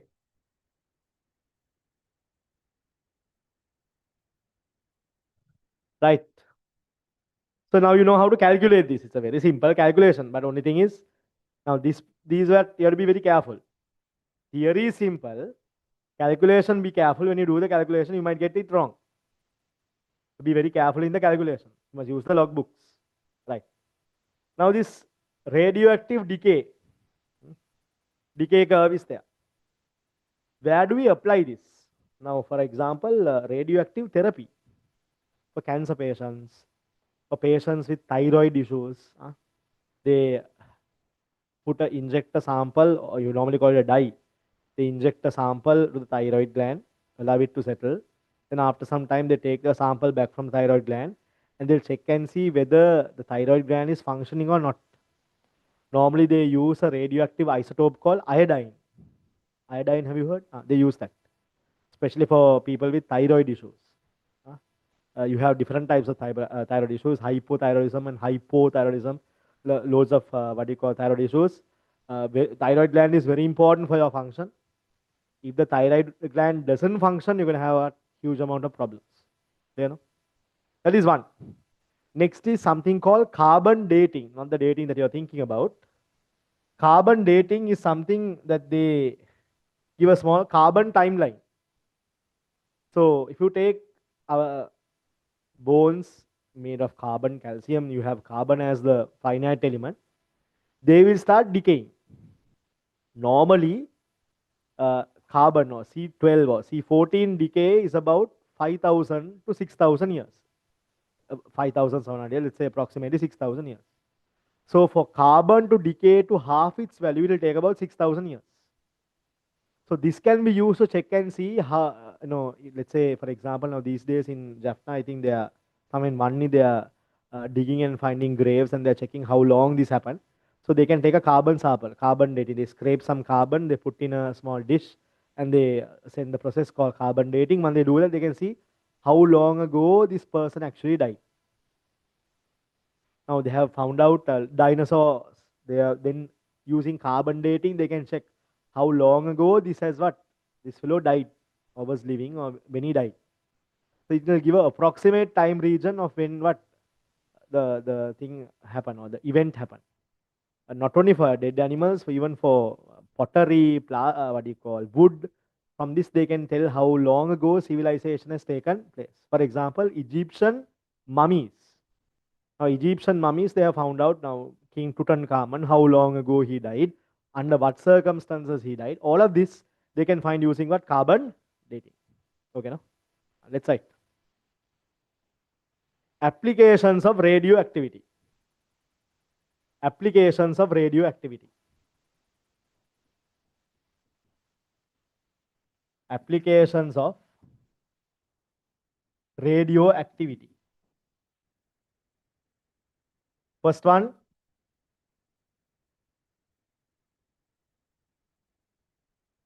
radioactive medical therapy. Radioactive medical therapy. Radioactive medical therapy. Next one, carbon dating. Carbon dating. Carbon dating.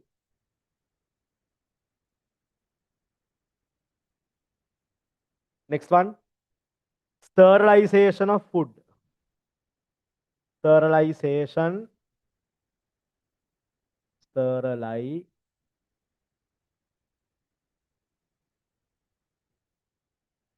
Sterilization of food. Sterilization of food. Next one, used in agriculture. Used in agriculture. Next one, used in smoke detectors. Have you seen a smoke detector? Inside a smoke detector, there is something called americium. Americium 241. It's a radioactive element. Okay. Next one, to check the thickness of paper, they use radioactive decay. To check the thickness of paper, they use radioactive decay. Okay, now. So I told you I'll give you a small example with carbon dating. No? Write this example down. Write this example. Carbon C14, C14-6 has a half-life of 5,730 years. 5,730 years. 5,730 years. Initially, there is 2,000 unstable nuclei.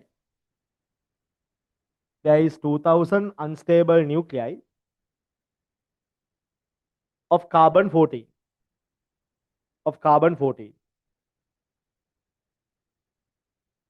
Of carbon 14.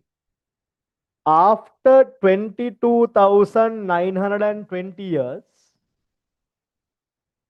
after 22,920 years,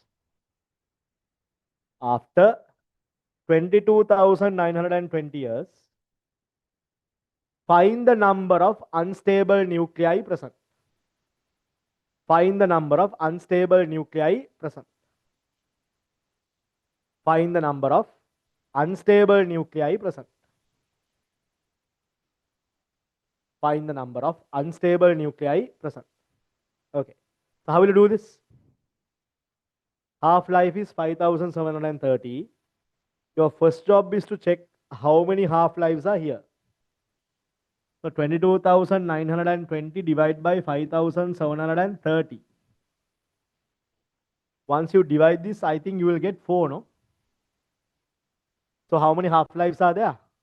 4 half-lives are there. So your first job is to find the number of half-lives. So 22,920 divided by 5,730, 4 half-lives. Now what is a half-life? Time taken by a radioactive nuclei to reduce to half its value. So 4 half-lives are there. First half-life, 2000 will become 1000. 2000 will become 1000, right? Then what? Then next half-life, 1000 will become 500. Half of this. Next half-life, 500 will become 250. So 1, 2, 3, 3 half-lives. One more to go. Final half-life, half of this, 125. Imagine, 2000 nuclei to become 125 nuclei, it takes 22,930 years. That is why we can use to date back. Carbon dating is that you are checking the date back. How long ago? Let's say we get a sample of a dead person, a bone sample. Now, only 125 carbon atoms are there. You can back calculate for that same bone. For example, if you take a femur bone, your femur bone in your leg, hip, femur bone, that has a certain number of carbon 14 atoms. When you are alive, scientists know that value. Let's say the dead sample, they find 125. They can back calculate how long ago the person died. So when he is dying, he is having the same amount of carbon 14. After he is dead only, what? Radioactive decay takes place. You know, radioactive decay takes place. Okay, no? So it will take 125 after 125 nuclei after 22,930 years. Okay.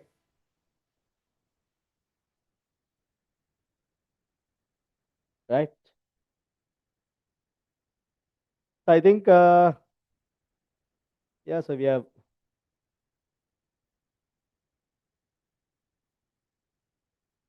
covered this part fully. Okay. But I'll give you some special points as well. Look at this very carefully. Now, there are certain dosages that we have to consider. Okay. Look at this carefully. First one is absorbed dose. First one is absorbed dose. These dosage calculations are there. Dose means how much radioactive elements can be absorbed to certain organs in our body. So what is absorbed dose? Absorbed dose, the definition is this. It's the amount of energy deposited by radiation in a mass. So amount of radiation deposited is measured using what? Something called absorbed dose. It's right to look.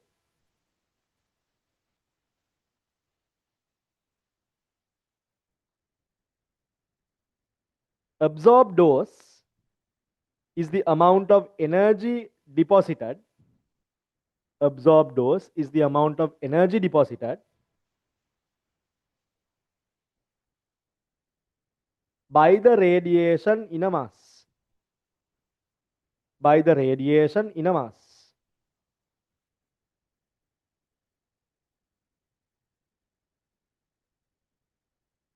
It is measured by gray scale, GY scale, gray scale. So remember, one gray scale is 1 joule per kilogram. 1 grayscale is 1 joule per kilogram. 1 grayscale is 1 joule per kilogram.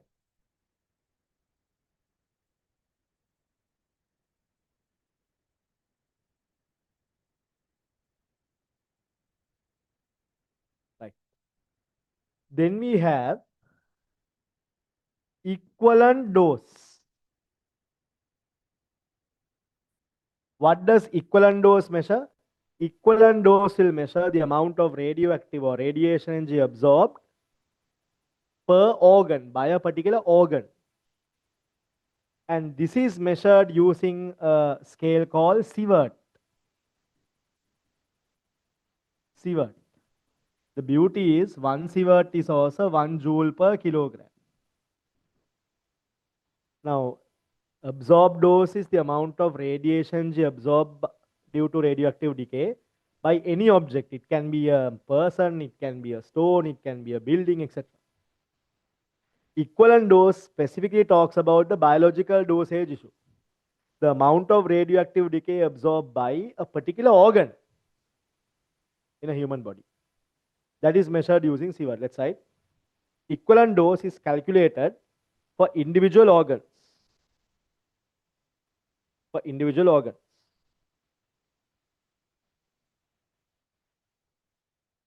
It measures the amount of radioactive energy. It measures the amount of radioactive energy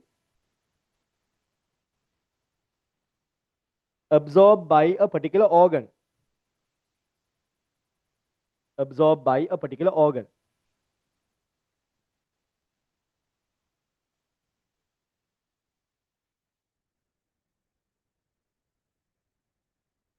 Okay. Unit of measurement is sievert. 1 sievert is 1 joule per kilogram. Last one is effective dose. What do you mean by effective dose? Amount of radioactive energy absorbed by the whole body. With we also multiply this by something called the relative biological effectiveness factor. So, but the radioactive energy absorbed by the whole body is measured using what? Effective dose. Here also unit is sievert. Sievert is the unit. That's right. Effective dose calculates the amount of radioactive energy absorbed by the whole body.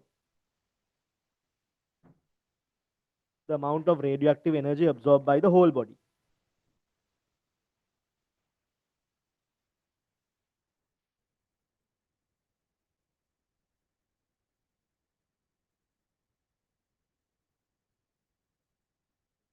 It is measured using sievert. It is measured using sievert.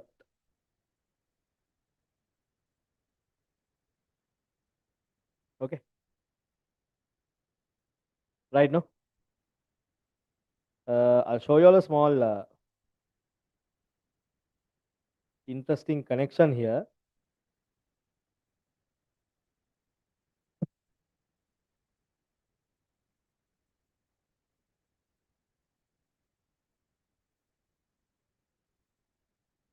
Now, for example, when we talk about effective dose,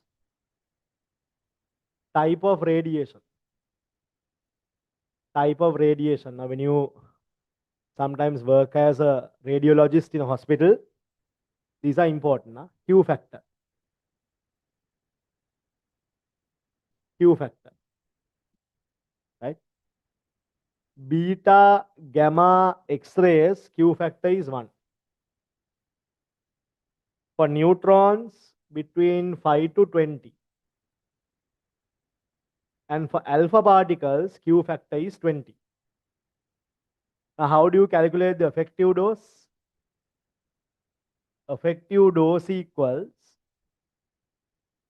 Q factor multiplied by the absorbed dose. Q factor multiplied by the absorbed dose. Q factor multiplied by absorbed dose. Absorbed dose. So if it is a X-ray, Q factor is 1. So whatever is absorbed is directly absorbed for the body.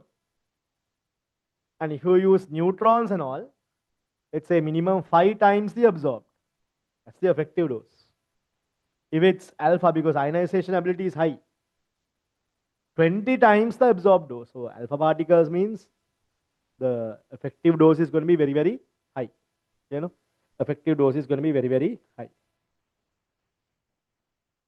So this Q factor is also known as RBE value. So don't be afraid if you see this. RBE is called relative biological effectiveness. Relative biological effectiveness. Relative biological effectiveness. So effective dose is Q factor multiplied by absorbed dose. Put this small table. Write this down as well. It will be important for your basic knowledge. Okay? Be important for your basic knowledge.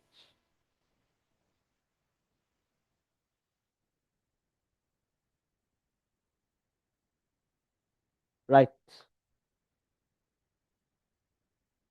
So we have learned a lot of things today. We have finished X-rays.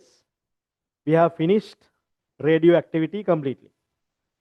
What is left is nuclear equations, which is simple. Just to teach you all how to negotiate E equals mc squared. Teach you nuclear fission, nuclear fusion. And then what do you call particle physics. So before we go there, let's quickly solve some problems and move forward.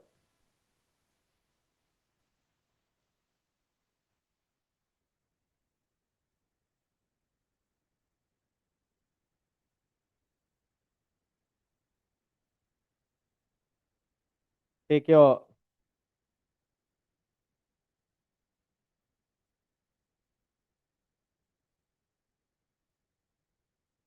tutes.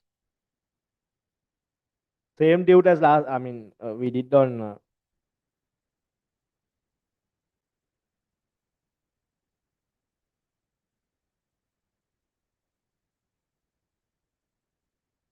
right. Turn to, so photoelectric, I hope you did for homework. Turn to page 11, right? Page 11. So do page 11, page 12, page 13,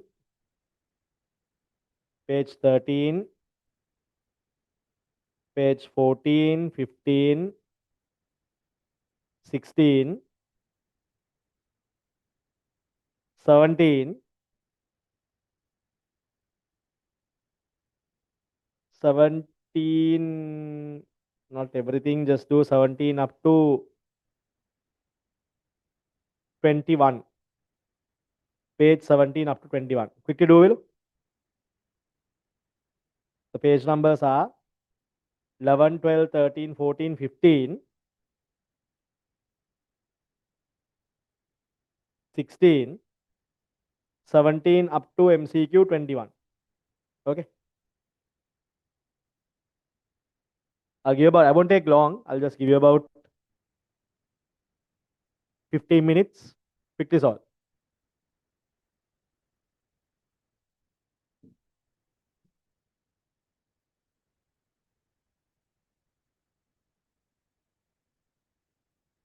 Page 17 up to MCQ 21. Quickly work.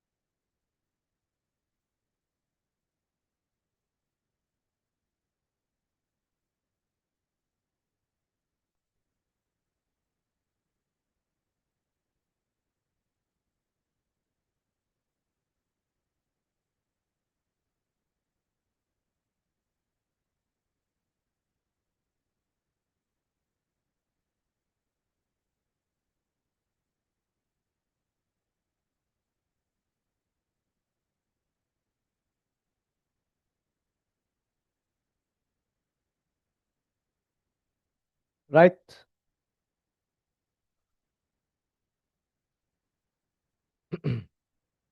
Okay, page 11. Page 11. Question number 1. Page 11, question number 1. When a free particle with kinetic energy K and de Broglie wavelength lambda enters a certain region, its potential energy becomes V. When a free particle with kinetic energy K, remember free particle means it has no potential energy, right? So law of conservation of energy, total energy initial equals total energy final. Total energy initial is kinetic energy plus potential energy. Total energy final loss is kinetic energy plus potential energy final. So a free particle with kinetic energy K, K is the kinetic energy. Remember free particle, potential energy is 0. Potential energy is 0 for a free particle. Right there on the side, the free particle has 0 potential energy. Right. They are saying when it enters a new region, the potential energy becomes V. So what is your kinetic energy? Let's say K dash finally. So K is equal to K dash plus V. K dash equals K minus V. Final kinetic energy. Final kinetic energy. So all of you all know de Broglie wavelength. De Broglie wavelength is h divided by 2 mass into kinetic energy square root. So lambda is inversely proportional to square root of kinetic energy. They are saying initial wavelength is lambda, kinetic energy is K. New de Broglie wavelength, there you go. New kinetic energy K dash is given here. Lambda dash is K minus V whole thing square root. Whole thing square root. Divide the second equation by the first equation. Lambda dash divided by lambda. Lambda dash divided by lambda is K divided by K minus V whole thing square root. Lambda dash is lambda times K divided by K minus V. This is your answer. So what is your correct answer? Correct answer is answer number 2. Correct answer is answer number 2. Okay.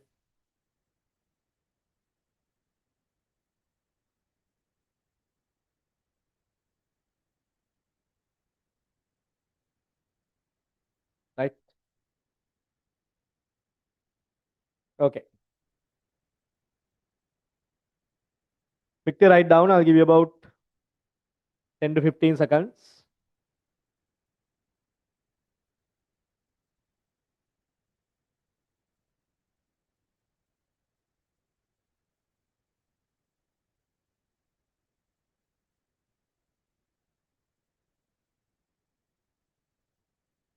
Okay.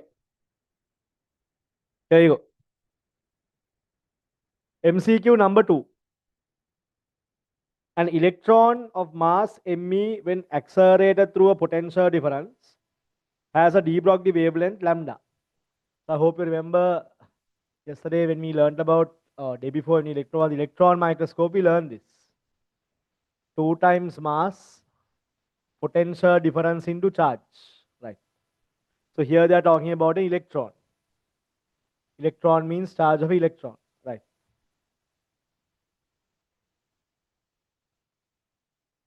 So wavelength lambda, same mass, mass of electron, potential difference charge same. Then we have proton. Proton mass is different, but charge is the same. Charge and potential difference. Now divide one by the other. Second equation divide by the first, lambda dash divided by lambda, me divided by mp. From this we have lambda dash is lambda times square root me divided by mp. me divided by mp. Correct answer, answer number 2. Third MCQ. Third MCQ. Which of the following statements made about X-ray is not true? In a vacuum, X-ray propagates at the speed of light, correct? X-ray can be diffracted, yes. X-ray can produce photoelectric, yes. X-ray can be deflected by magnetic and electric fields, wrong. Fourth one is the incorrect statement. A proton is fired towards the nucleus. Now, proton is positively charged, nucleus also positively charged. Which of the following parts is not possible? Positive, positive, repulsive. It can repel each other, but can't attract, no? Can't attract. So X is your nucleus, attracting one, S is impossible. Fourth one is the impossible one. MCQ number 5. When a beam of 100 kiloelectron volts is stopped in a metal target, it produces what? X-rays. Produces X-rays. Sixth one. Which of the following statements made regarding X-ray production in a common application is incorrect? Two circuits are used in X-ray production, okay. Anode can be damaged due to bombardment of electrons. Low voltage is sufficient to heat the cathode.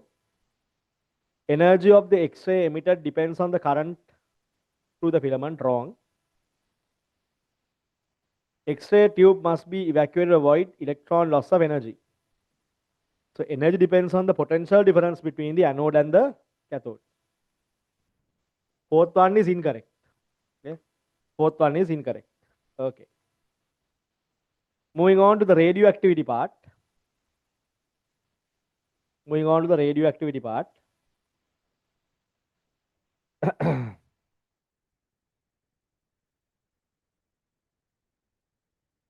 Okay. Radioactivity, yeah. I think up to MCQ 21. X-rays and de Broglie were here. Right. Which one of the following statements made about X-rays and gamma rays is not true? Gamma rays have shorter wavelength than X-rays. Yes, gamma is much more shorter wavelength, correct. Gamma ray photons are charged, whereas X-ray photons are neutral. Second one is wrong. Second one is wrong. Right. Second question. In a radioactive sample, nuclei A decays to a stable nuclei B. The variation of number of nuclei from B, that means stable. So we have drawn this all. Stable nuclei, I think graph number 2. Third one. Which one of the following properties is not common among all three alpha, beta, gamma radiation? Carries energy, show particles as well as wave nature.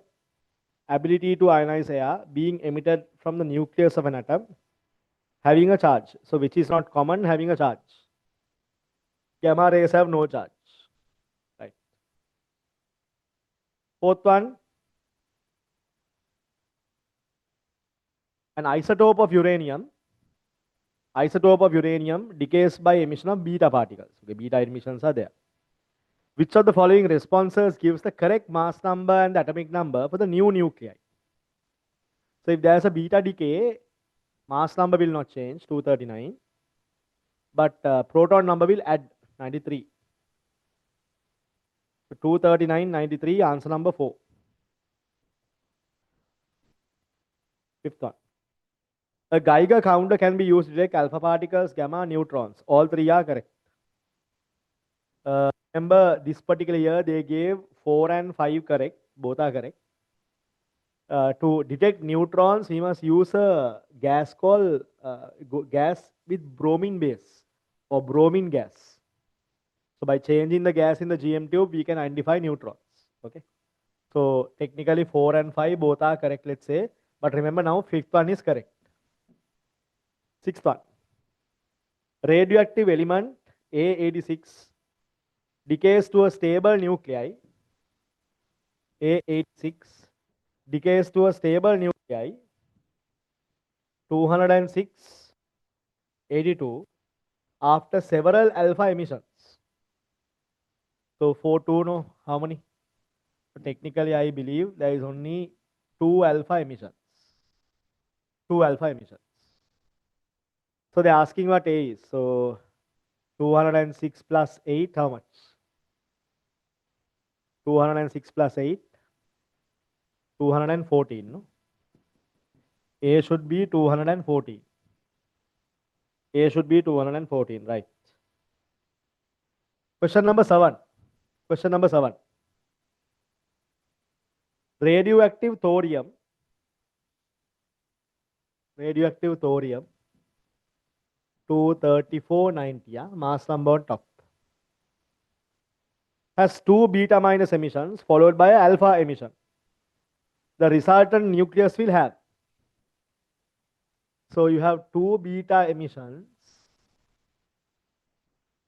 plus a alpha emission. What is your daughter nuclei? 230 for sure here, no issue. Here 92 minus 2, no? This 2 is at 92 minus 2 is 90. Number of protons 90, number of electrons 90, number of neutrons 230 minus 90. How much? 230 minus 90 means how much?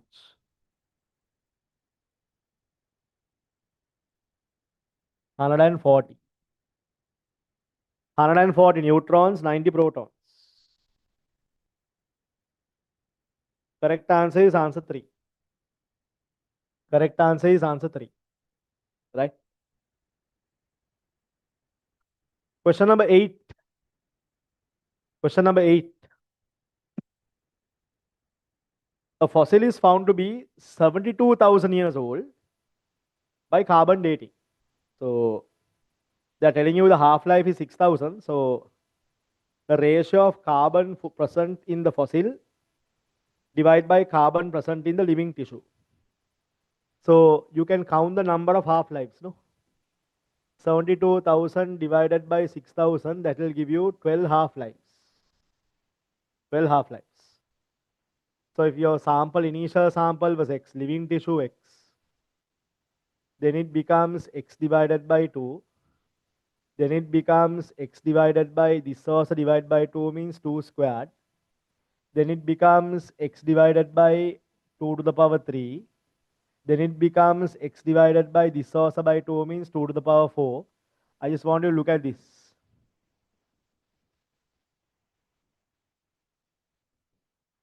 1, 2, 3, 4. 4 half-lives means 2 to the power 4.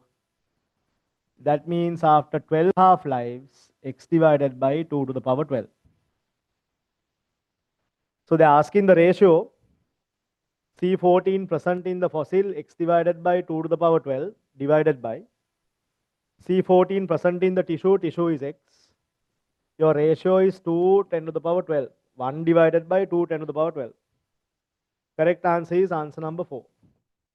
Correct answer is answer number 4. Right. Question number 9. Question number 9.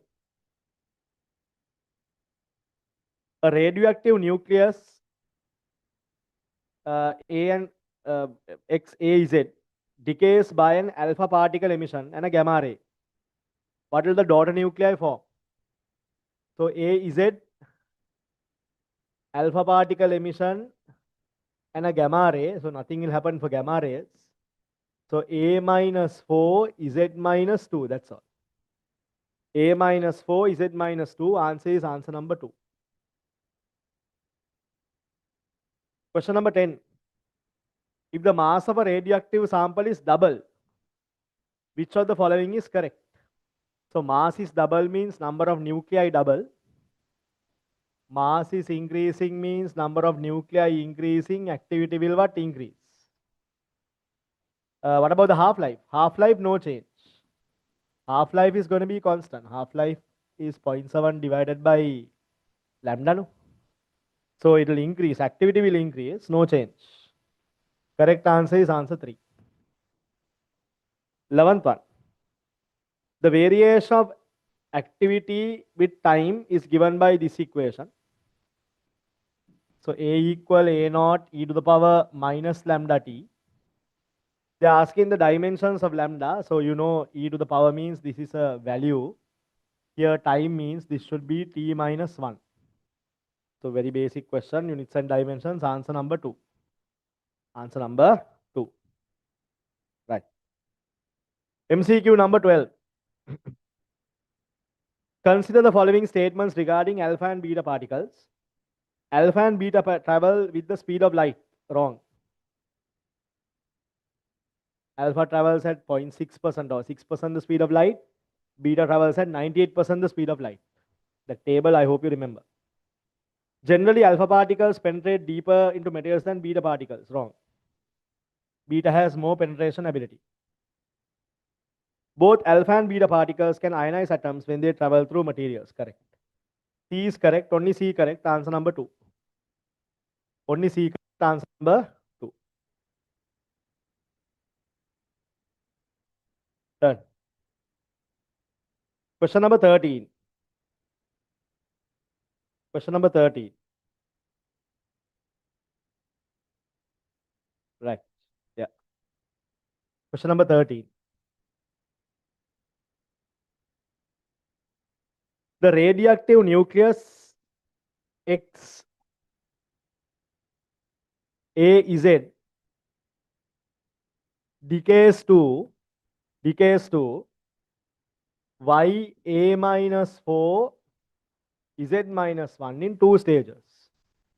So guaranteed there is a alpha decay, no? Z minus 2 plus another beta decay. That's why Z minus 2 plus 1 is Z minus 1. 1 alpha decay, 1 beta decay. Beta minus. Correct answer is answer number 1. Right. 14. An archaeological extracted 100 milligrams of carbon from an ancient wood is found to be quarter radioactive as a 100 milligram carbon from a live tree. Half-life is 5730. So half-life, no. Here, first half-life x divided by 2. Second half-life x divided by 2 squared. That means 4, 1/4. So how many half-lives you are talking about? 2 half-lives. So 5730 multiplied by 2, 0, 6, 4, 11, 11,460 years. 11,460 years. That is easily answer number 4. Question number 15. Question number 15. A radioactive source is placed at the bottom of a hole in a lead block. A beam of radiation through the hole is allowed to pass through a magnetic field. So alpha will deviate, beta will deviate, gamma no deviation will take place. So north pole, south pole is given. You have to use your left hand rule. You all remember this, no? Left hand rule. So your field is from north to south. So if an alpha particle was going,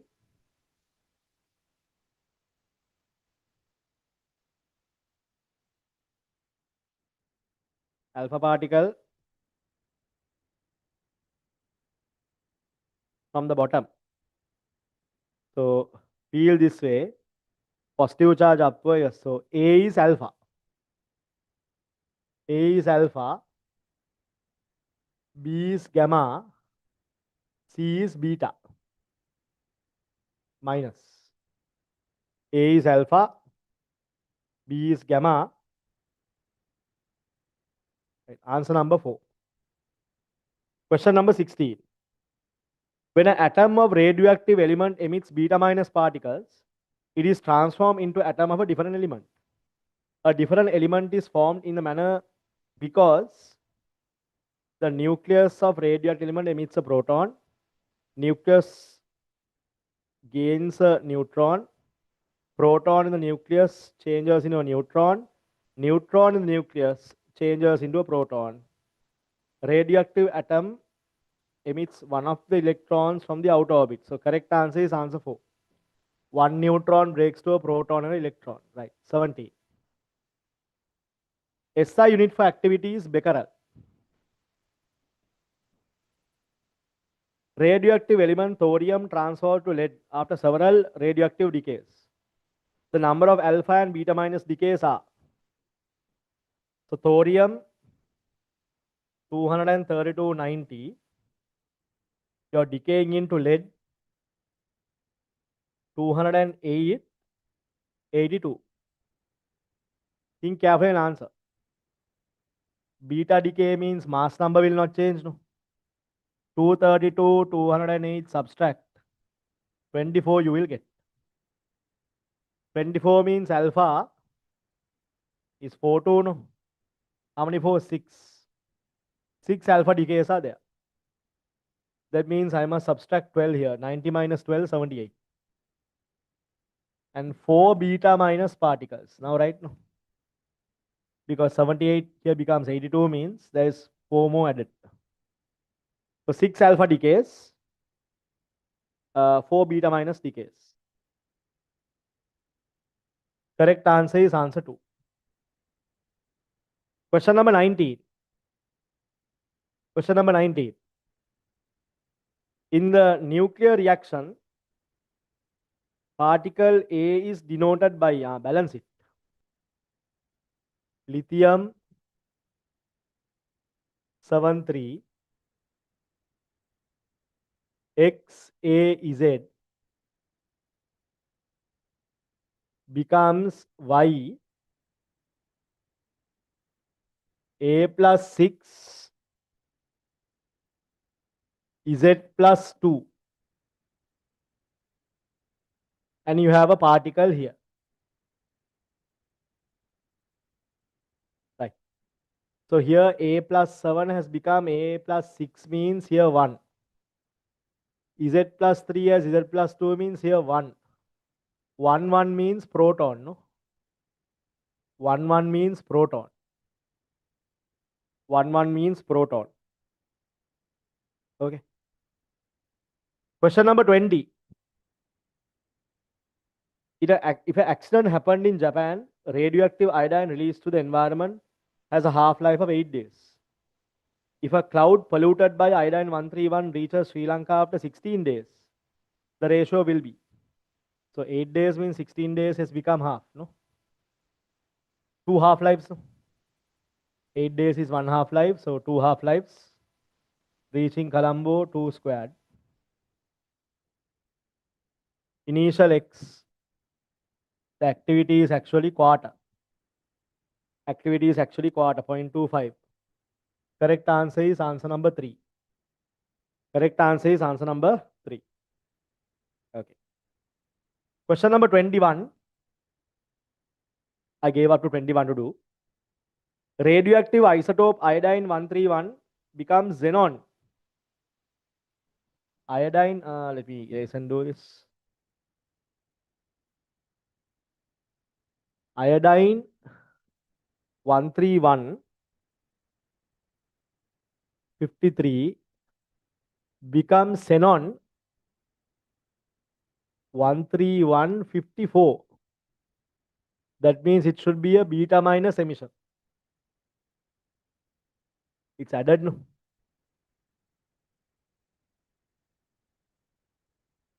Right, no? This becomes 54 minus 1, 53. Correct, no? Beta minus emission, answer is answer number 2. Right. Okay, no? Which brings us to the final part. Which brings us to the final part of matter radiation. So far, so good, right?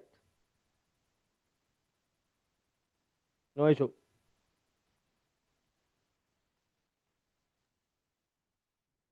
Okay.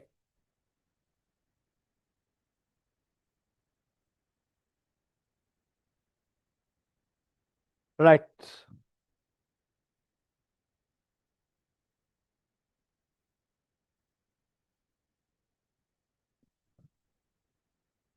Right subtopic, nuclear energy. Right subtopic, nuclear energy. Right subtopic, nuclear energy. Right. Now remember, the nucleus is bound together by protons and neutrons. They are bound together. And they are bound together by something we call binding energy. So to break the nucleus, we must give an energy equal or more to the binding energy. Okay? No? So the nucleus, proton are repulsive. They are bound together by the neutrons there by energy called the binding energy. So to break the nucleus, we must give an energy which is greater than the binding energy. Okay, let's write. The nucleus contains protons and neutrons. The nucleus contains protons and neutrons.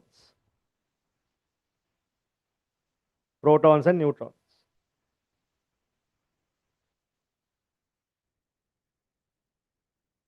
Therefore,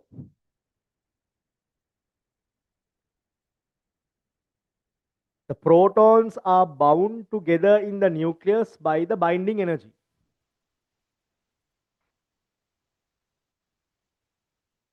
The protons are bound together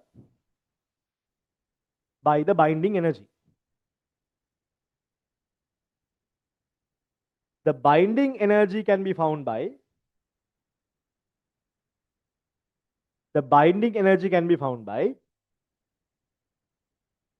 Einstein's equation is equal to mc squared. Einstein's equation is equal to mc squared. Right. I'm going to show it now. I'll just show her one example and then you can do some examples. Look at this very carefully. Look. Now, if you take a helium nuclei, helium 42,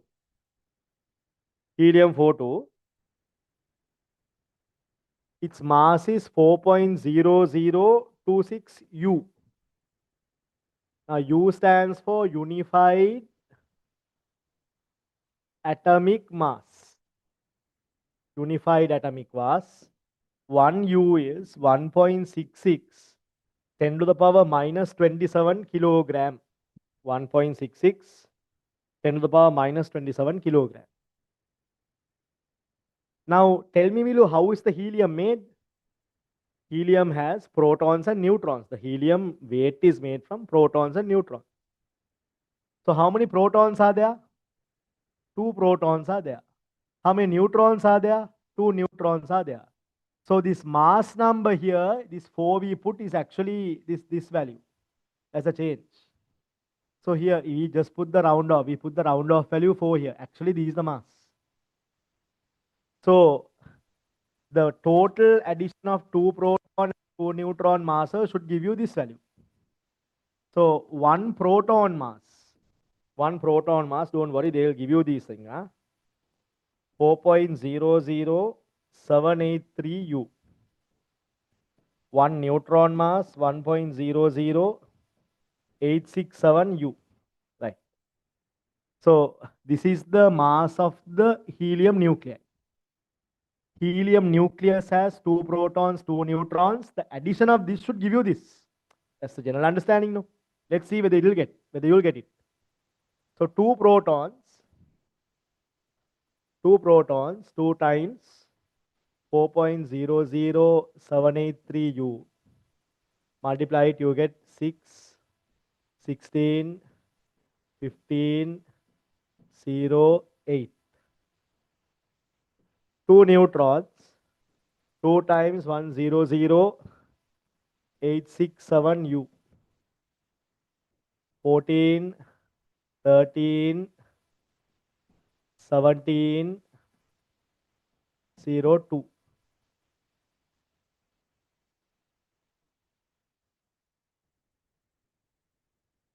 Sorry, this should be 1, proton. Right. Now add these two, 0, 0, 13304. Is this mass and this mass equal? No, no. There is a loss in mass. Can you see? Delta M, we call it mass defect. We call this mass defect. What's the mass defect? 4.033 U minus 4.0026 U.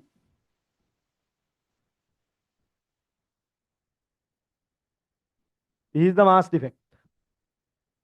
And Einstein said the mass defect is actually the energy stored in the nucleus as binding energy. Clear? Energy stored in the nucleus as binding energy. The equation is delta mc squared. E is equal to mc squared. Even though we say E is equal to mc squared, actually it's delta m. That means mass defect. So if I substitute here 0.0304, U is 1.66, 10 to the power minus 27. Remember these were atom, one atom, into 3, 10 to the power 8 squared. So you will get a 10 to the power minus some answer. That's a one atom. One helium atom. One helium nuclei. Okay, now?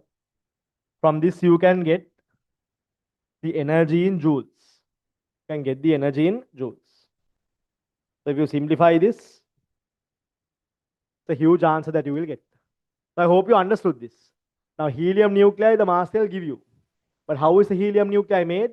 2 protons, 2 neutrons. Proton and neutron also has mass. Proton and neutron also, the mass is given in terms of U. So what you can do is, find the 2 proton, find the 2 neutron mass, add it, that mass and this mass, compare. There's a difference. That difference is called mass defect. And that mass defect converts to energy, E is equal to mc squared, and stored as what? Binding energy. Okay, no? That's right. That's right. For example, consider helium nuclei. For example, consider helium nuclei.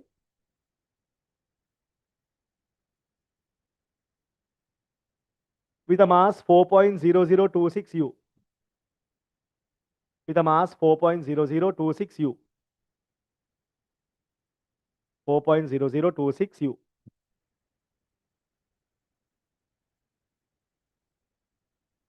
But this helium has 2 protons and 2 neutrons. But this helium nucleus has 2 protons and 2 neutrons. 2 protons and 2 neutrons.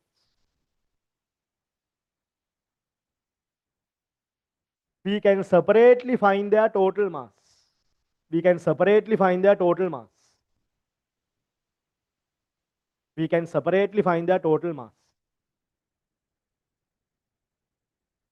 And we can observe a difference between the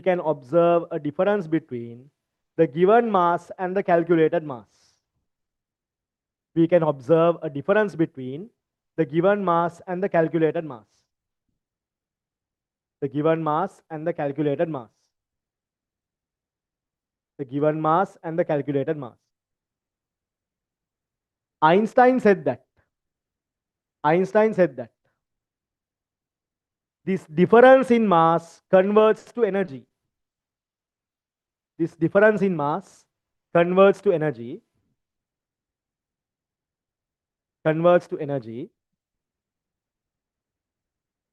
And it is stored as the binding energy.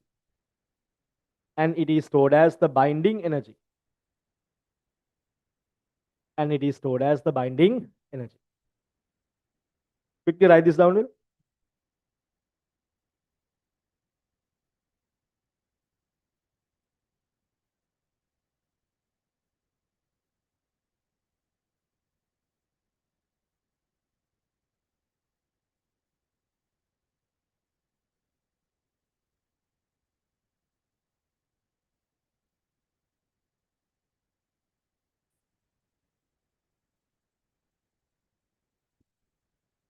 (4.54 10 to the power minus 11 per nucleus.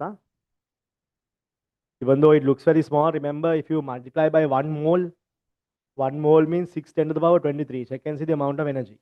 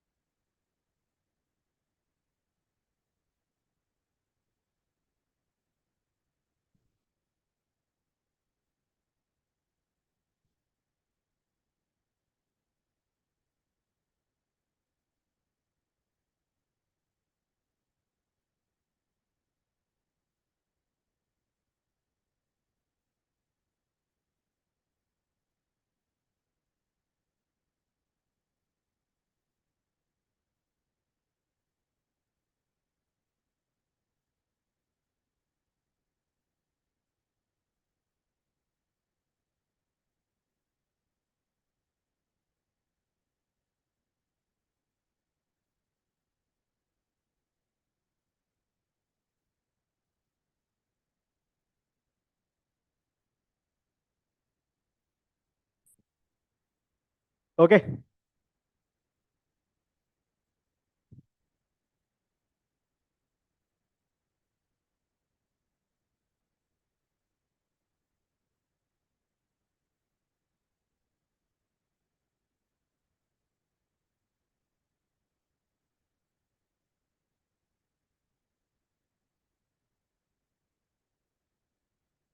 Right now. So these things they will give in the exam. Don't need to memorize. They will give those. You just need to get the defect difference and then apply E equals mc squared and get the answer. That's all.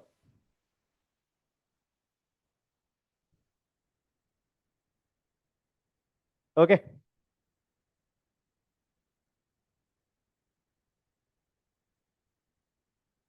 Now remember different atoms,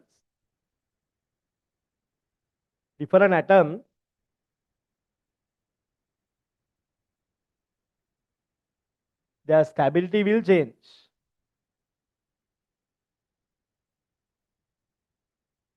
So mass number to mean stability.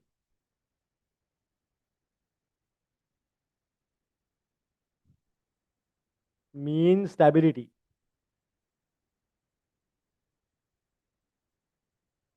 The curve is a very interesting curve.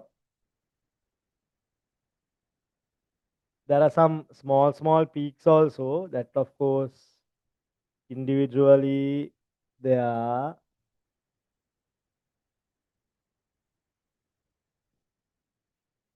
somewhere around mass number 50 we have the greatest binding energy. Greatest binding energy. So we call this the mean stability or mean binding energy. Mean binding energy. So mean binding energy is maximum around 50-60, that range maybe. 45 to 60, that range. Somewhere will be maximum. And they are more stable. Greater the binding energy, greater the stability. That's right. If we consider the binding energy mass number graph, if we consider the binding energy mass number graph, binding energy mass number graph, wherever the greatest binding energy occurs, wherever the greatest binding energy occurs, the more stable the nuclei is. The more stable the nuclei is. Quickly draw this.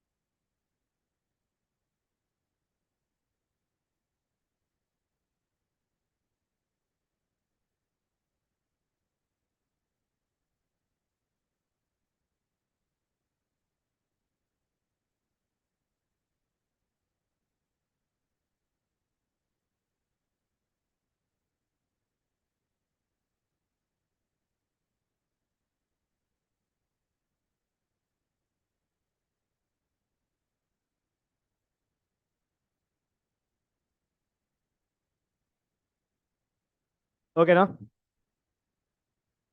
Right. Right, subtopic, nuclear reaction. Now, we are moving to the very last bit of nuclear energy, nuclear reactions. But before we go into nuclear fission and fusion, those are the only two that is there. Look at this equation, Milu. Lithium 73, hydrogen 11 becomes 2 helium nuclei or 2 alpha particles, plus we normally write delta E. Our job is to find this delta E. Lithium 73, the mass is 7.01601 U. Hydrogen 11, the mass is 1.007825 U.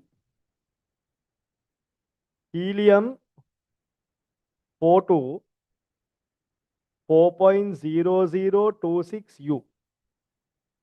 Okay. So how will you find that energy? Einstein said this. Find the total mass of reactants. Mass of reactants. Now, what is the mass of reactants? Reactants are here, this side, left hand side. Products are right hand side. Total mass of reactants means lithium and hydrogen. 7.01601 U plus 1.007825 U. Add it.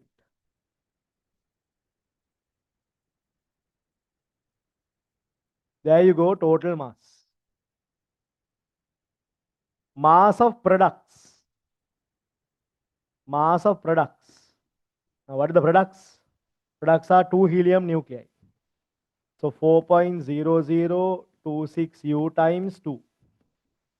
12,5008 U.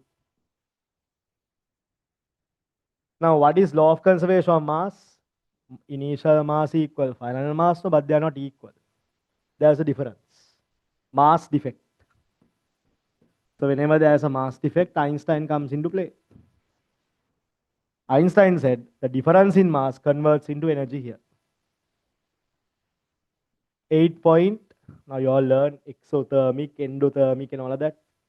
It's because of this, depending on the mass defect. If the reactants are more than products, that means energy is released. If the reactant mass is more than product mass is more than reactants, energy is absorbed.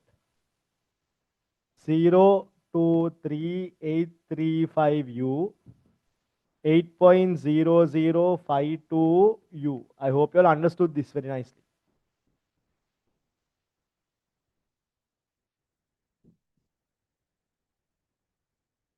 Here you go, the mass defect. So according to Einstein, the delta E, remember per atom, depending on the number of atoms, you have to multiply this. So one atom, for one lithium atom, one hydrogen atom, the result. Mass defect into C square. 0.018635 U is 1.66 10 to the power minus 27, 3 10 to the power 8 squared. 3 10 to the power 8 squared. So for an atom, you will get the energy released. One atom.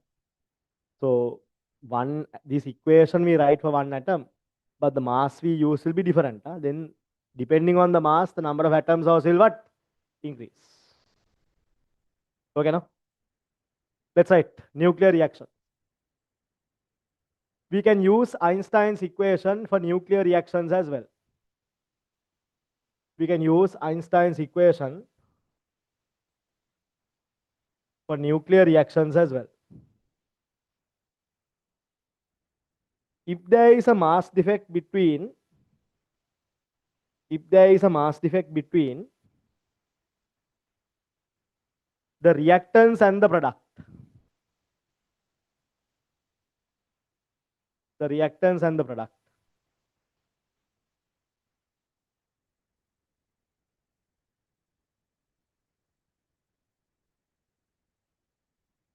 it will convert into energy.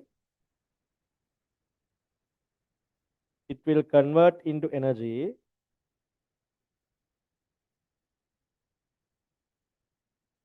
by using Einstein's equation.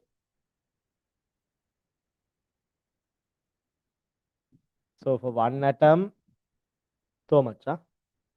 Imagine for 1 mole, to multiply this by Avogadro number, how much of energy is released?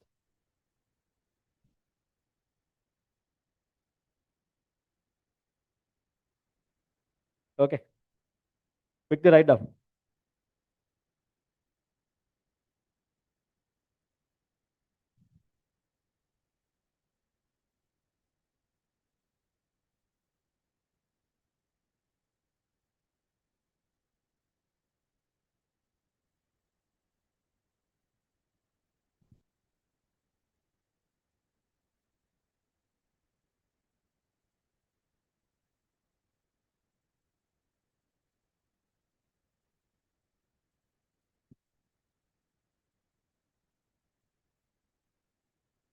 Quickly write down.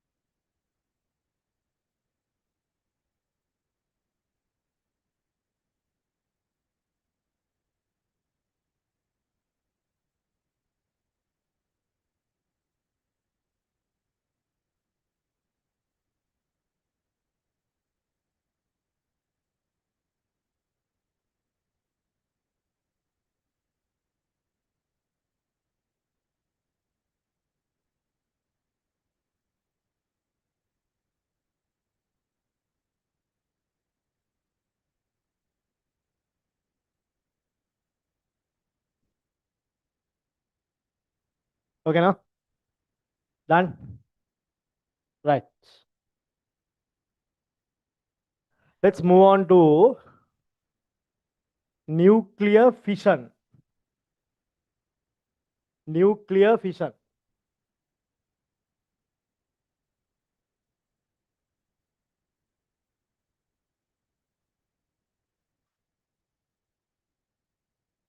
Now, all of you all know there are fission reactors. Fission reactors.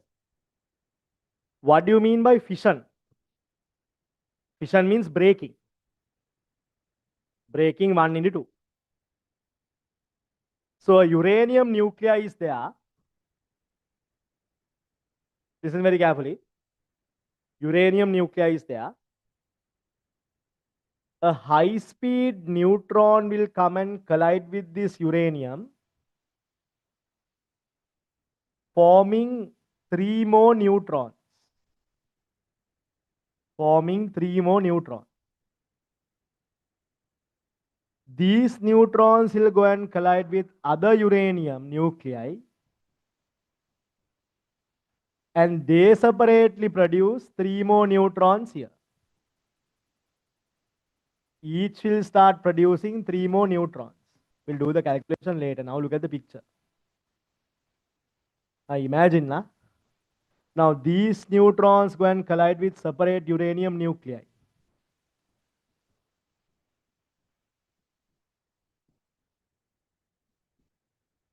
What happens? 3 more neutrons from each. Now what do you call this? A chain reaction. A chain reaction. Every time 3 neutrons are emitted, energy is released. Here also energy is released. Here, energy released. Here. Every single step, energy is released. And the amount of energy released is going to be very, very large. Very large. Unbelievably large. And that is why a nuclear fission reaction, it's very important to control this chain reaction. Controlling the chain reaction means controlling the number of neutrons in the experiment. How do you control the number of electrons in the chain in the experiment? That is by using control rods or boron rods. Boron will absorb the neutrons. Okay? I would have seen sometimes when they show North Korea or some country, let's say Iran, they will show the reactors like this with small openings like this. Huh? This is where the reactor is inside this. This is how they insert the boron control rods. Boron control rods. By inserting the boron control rods, what happens is they can control the number of neutrons. Now, when Chernobyl happened, Chernobyl was a huge nuclear disaster. What happened was the cooling system in the nuclear reactor got stuck. When the cooling system in the nuclear reactor got stuck, the temperature inside started building up so much. After a certain value, explosion took place. There. Now, if you take the Bhopal, there's a Netflix film was on this, the Bhopal disaster. It was on an ammonia plant, I think. In the ammonia plant, again reactor fallout, the rods controlling or the control rods were not able to go inside. So this reaction could not be controlled. Because the reaction could not be controlled, chain reaction occurred, and at one point what happens? Catastrophe will take place. Beyond that, what happens? Nobody can control it. Huge explosion will take place. So that is why in a nuclear reactor, it's very important to control the number of neutrons in the experiment. Okay, that's right. Nuclear fission. A high-speed uranium nuclei, a high-speed uranium nuclei will collide with uranium,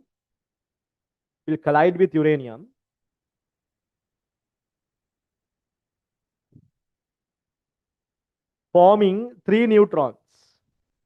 Forming three neutrons. Forming three neutrons. These neutrons will go and collide with other uranium nuclei. These neutrons will go and collide with other uranium nuclei,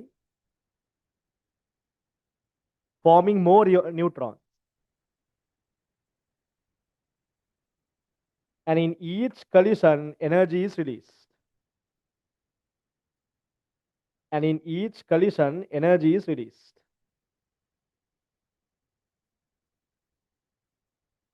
And in each collision, energy is released.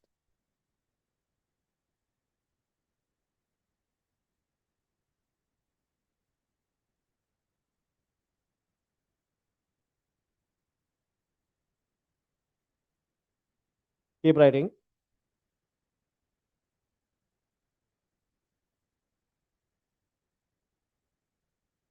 To control this chain reaction,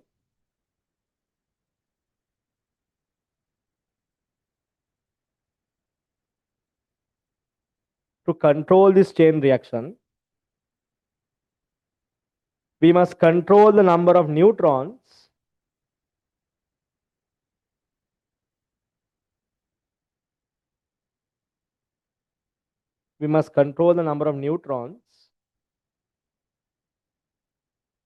in the reaction. This can be done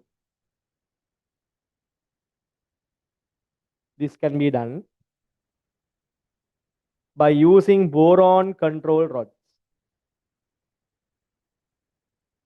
By using boron control rods.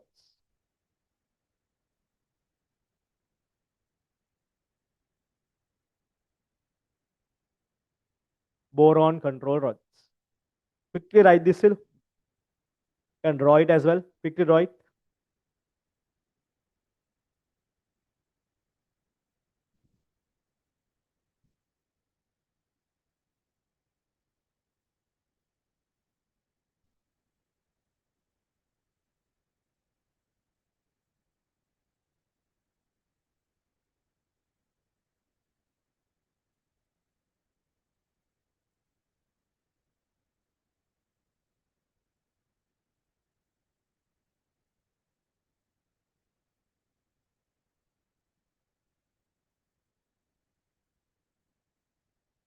right?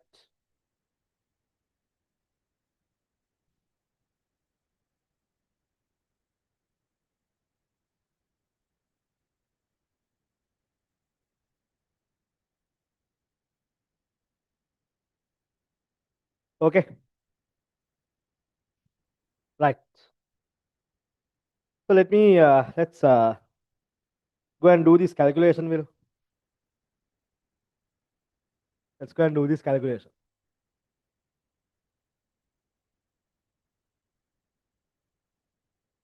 Right.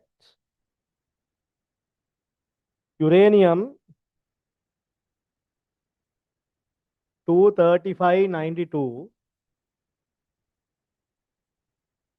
is colliding with a high-speed neutron,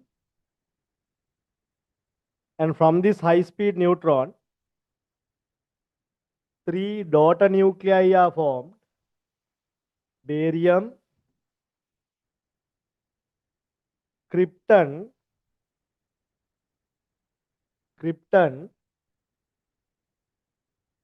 and 3 neutrons are formed with the release of energy.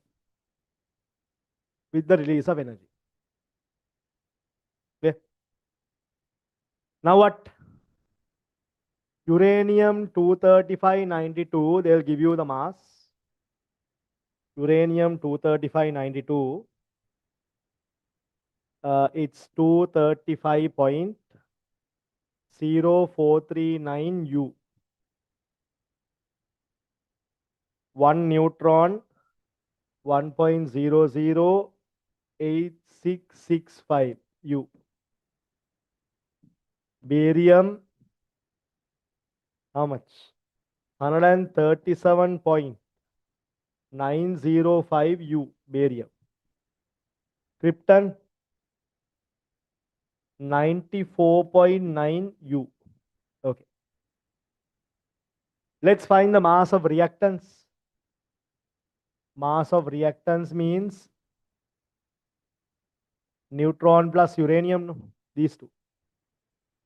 235.0439 U plus 1.008665 U.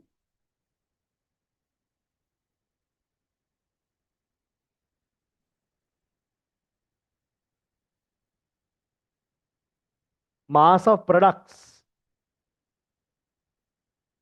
Mass of products. Now, how many products? Barium, krypton, and 3 neutrons. That you must separately add. Barium, 137.905 U. Krypton, 94.9 plus 3 neutrons. 1.008665 times 3. 15, 19, 19, 25, 0, 3. 3.025995 U. Total mass 995, 0, 3, 18, 15, 13, 2. So much. Reactants and products, there is a difference. Can you see? Delta M, mass defect. Do the calculation. 236,052,565 U minus 235,830,995. Simplified. 0, 7, 5, 1, 2, 2. 0.22157 U. 0.22157 U. Then how do you find the energy for 1 uranium atom? 1 uranium atom. So the energy here, now you might think, this is very small, no? It's not small, These are 1 atom. I'll show for 1 mole. So one atom, mass defect point 22157 1.66 10 to the power minus 27 3 10 to the power 8 squared. What is your delta E? Now calculate the delta E value. This is for one uranium atom. Huh? One uranium atom. 0.22157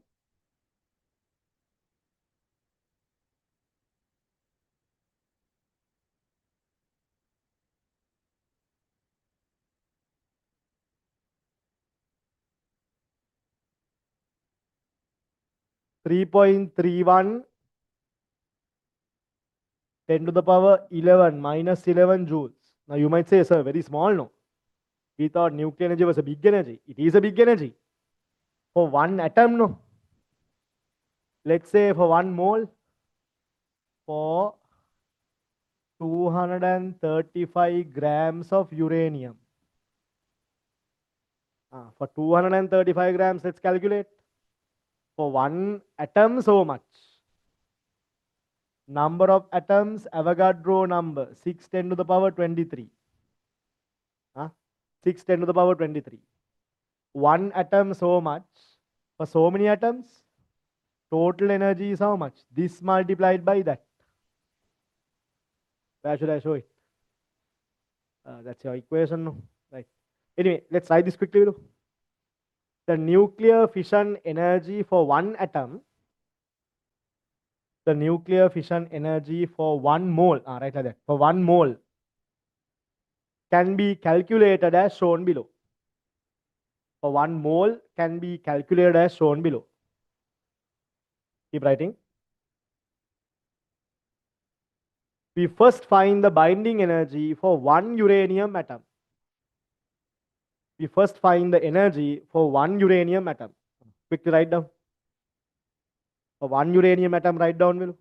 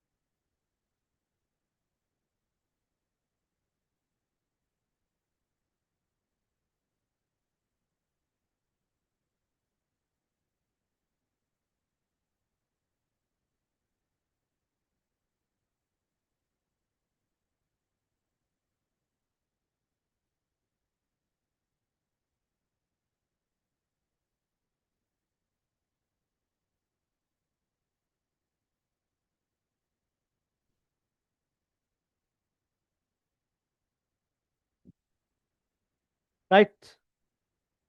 So these are one atom, no? For 1 mole, let's find. Here itself I'll do.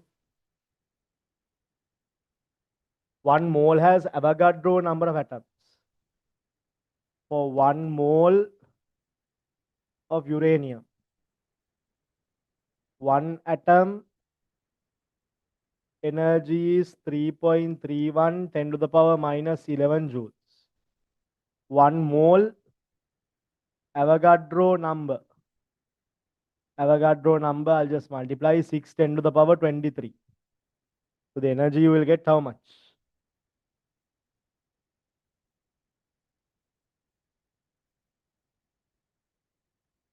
1.986 10 to the power 13 joules. Can you see? 235 grams of uranium can produce so much of energy. Not easy, huh? Yeah. Okay, now?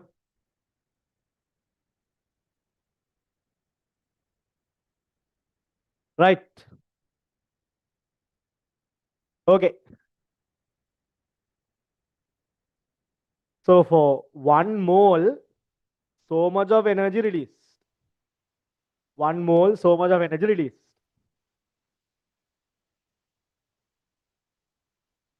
Right? Write this down also. 1 mole of uranium, one atom, so much of energy, 1 mole, this into that. Total amount of energy released is given here. Okay. Right. So there you go. That's nuclear fission reaction. Nuclear fission reaction. Then we have nuclear fusion as a finer reaction. Nuclear fusion. What do you mean by fusion? Joining together. This is the reaction that happens on the surface of the sun. This is the reaction that happens on the surface of the sun. Nuclear fusion. So look at this carefully.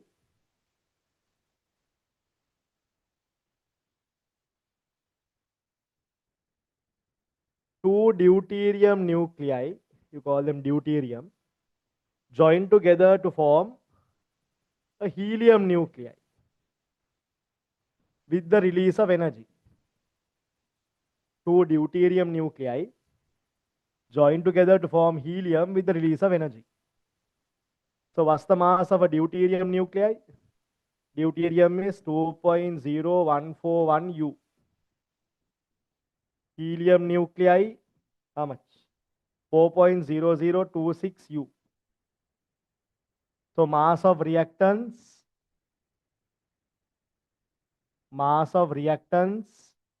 how much? These two.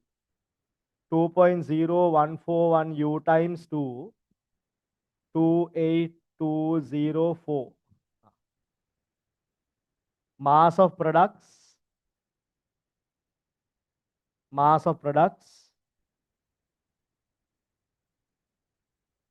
now you can see a difference, mass defect, 4.0282 U, 4.0026 U.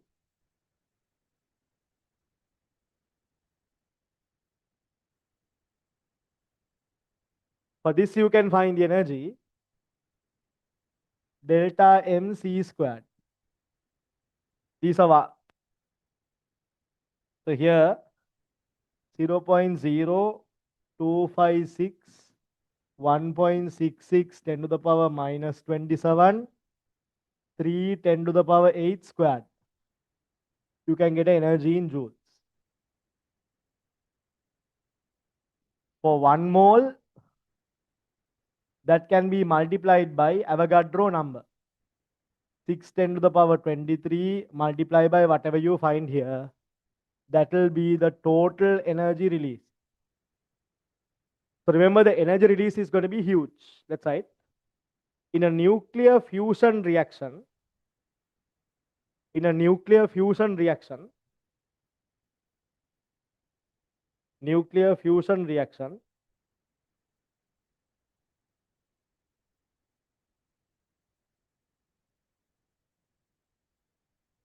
atoms are joined together. Atoms are joined together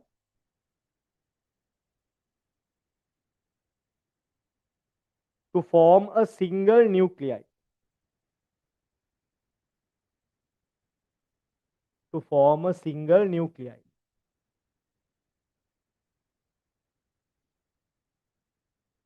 To form a single nuclei.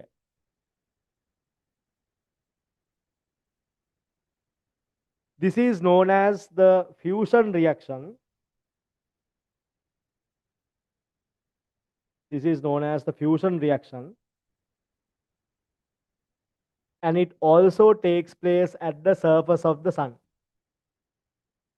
And it also takes place at the surface of the sun. Right? Okay. Right down.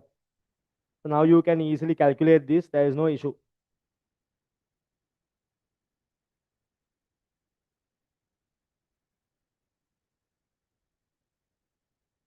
Okay.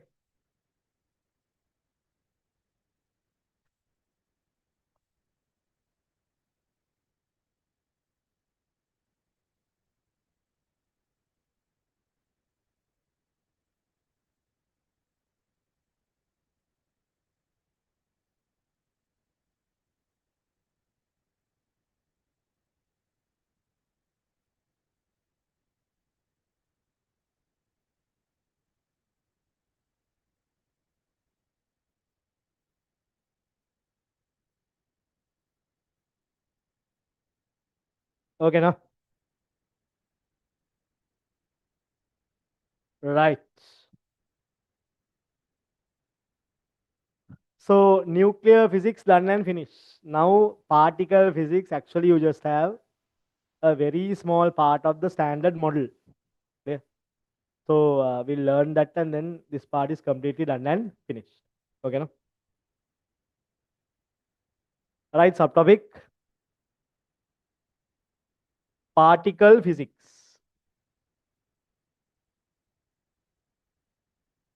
Particle physics. Now remember, people thought electron was the smallest particle. But there are even more smaller particles than the electron. Yeah, than the electron. And these were found later by high speed or high particle experiments. Now in electric fields and magnetic fields, we actually use the chargers passing through magnetic fields, chargers going through electric fields, chargers going through electric fields and magnetic fields. All of that we have used, we have done. Like this, they have accelerated particles or charges among potential differences to very high speeds. Some are centrifugal accelerators or circular accelerators. Some are linear accelerators. They have accelerated this to very high speeds. And when they travel at very high speeds, their interactions have been observed when they collide with other particles. Clear? When they collide with other particles. And these analyses only are being used to study about what new particles. Clear? New particles. Right. Now if you take, observe this, to take generally, you have gravitational force. Gravitational force is there. Remember, the gravitational force is called the weakest force in nature. Weakest force in nature. Okay? Then we have electromagnetic force. Electromagnetic force. Now these electric and magnetic forces we have learned. Then we have the weak nuclear force. Weak nuclear force. And the strong nuclear force. Strong nuclear force. Remember, these gravitational force occurs at large distances. These nuclear forces occur at very small distances. Okay, now let's write. There are mainly four fundamental forces. There are mainly four fundamental forces. First one, the gravitational force acting on a mass. The gravitational force acting on a mass.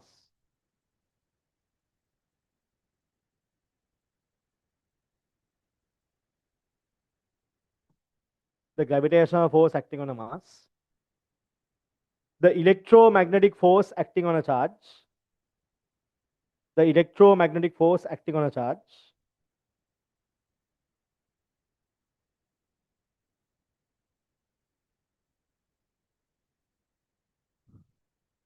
the weak nuclear force acting on a lepton, weak nuclear force acting on a lepton and quark. Don't worry, you'll learn about this in a while. Weak nuclear force acting on a lepton and a quark, and the strong nuclear force acting on a quark, and the strong nuclear force acting on a quark.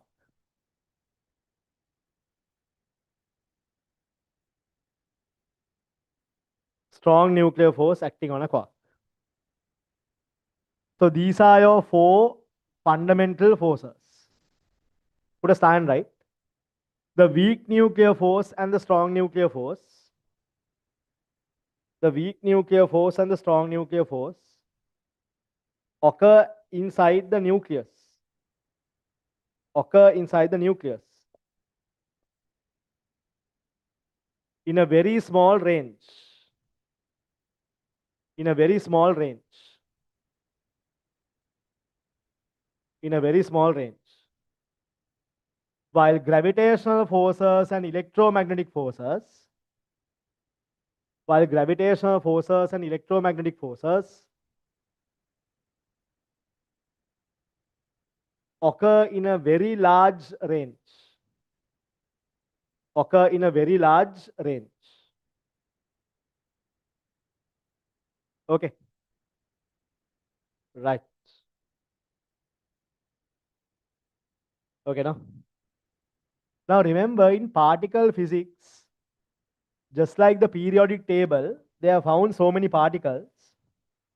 We call this the standard model. Standard model. There. Standard model. Now you only have a few things to learn. Quarks and leptons. I'll show it to you. The full table I can show it to you, but you just need to know only part of it. There is something called up quark, down quark.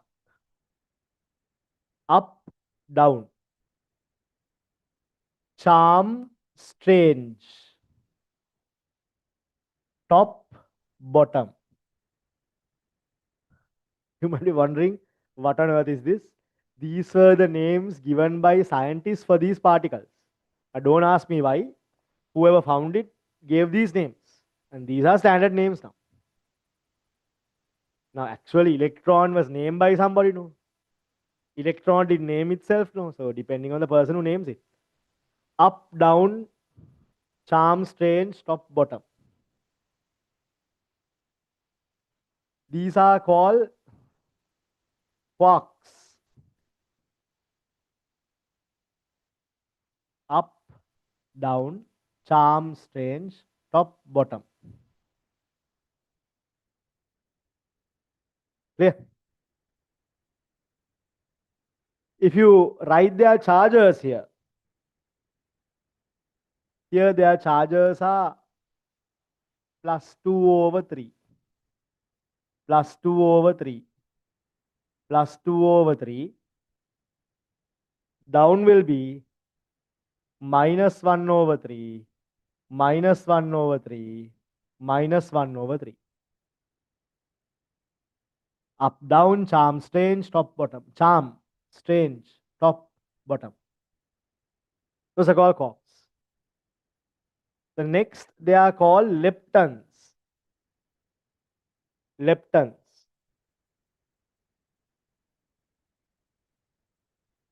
Electron, neutrino. Electron, neutrino. Electron. Here, mu. Mu, neutrino.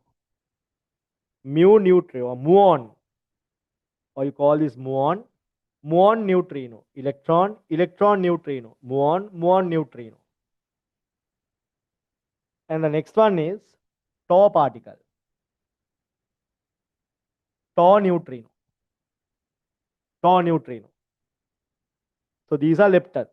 Electron, electron neutrino, muon, muon neutrino, tau, tau neutrino. We'll write those names slowly. What are their charges? Neutrinos have no charge. Electron -1, muon also -1, tau particle also -1. Okay. So these are the matter particles you have. There are antimatter particles also you have. Anti-up, anti-down, anti-charm, anti-strange, anti-top, anti-bottom. Huh? Anti-electron neutrino, anti-muon neutrino, anti-tau neutrino. Electron becomes positron. Clear? These also have their antiparticle. But in your standard model given in your syllabus, you only have this particle. Up, down, charm, strange, top, bottom. Electron, neutrino, electron, mu neutrino, muon, tau neutrino, tau. Clear? So if I name this here, up, down, charm,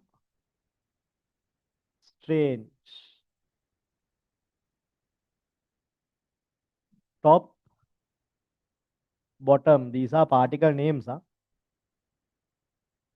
Here electron, muon, tau. Electron, neutrino. Here muon, neutrino. Here tau, neutrino. Quarks, lepton. 6 quarks, 6 leptons. These are your matter particles in your syllabus. The antimatter is still not taught because that's there in university. There's another part to this. So you all have only this bit. And then you have bosons. And then you have bosons. These are the energy carrying particles. Energy carrying. Photons are there. Gluon. Z naught particle. W particle. W boson. So Z boson. W boson. Gluon. Photon. So in the standard model, they say energy is also transferred, or the force is also transferred by using a boson, another particle. So boson are force carrying particles. Force carrying particles. That's right. The standard model contains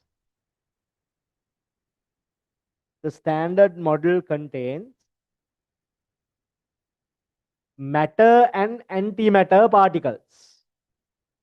Matter and antimatter particles, and also force carrying bosons. And also force carrying bosons. And also force carrying boson.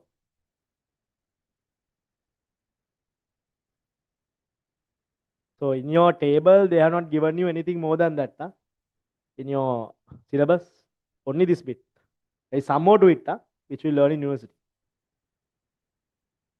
We can represent it as quarks and leptons as shown below. We can represent it as quarks and leptons as shown below.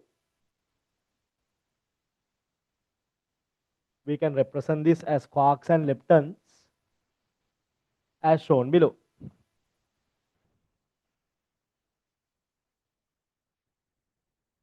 Quarks and leptons are known as fermions. So these two are called fermions, as shown in the table below. as shown in the table below. Carefully write down. These all are nothing more. So don't think too much. Don't go and think about the whole standard model. These all you have in your syllabus. I've shown you your syllabus as well here. There you go. That's all that is there.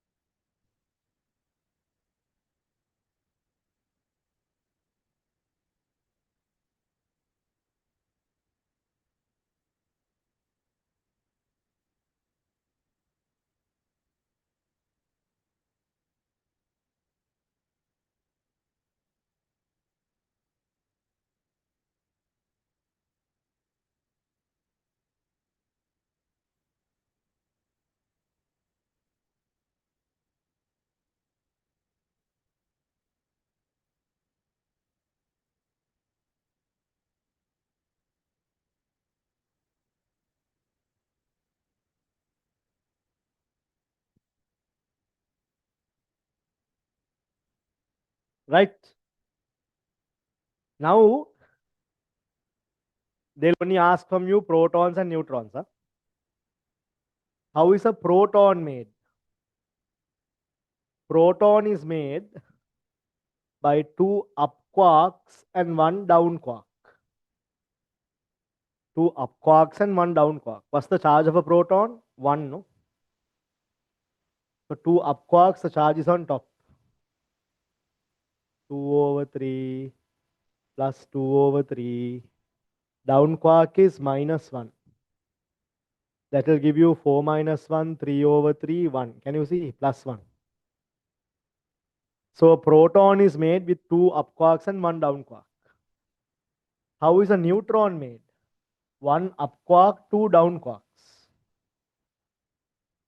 Up quark charge is +2/3. Remember, +2/3 into charge of electron, fundamental charge. Here plus -1/3, plus -1/3, 0/3, 0. Neutrons have no charge. So protons, you have 2 up quarks, 1 down quark. Neutron, you have 1 up quark, 2 down quarks. Right there. A proton is made by 2 up quarks and a down quark.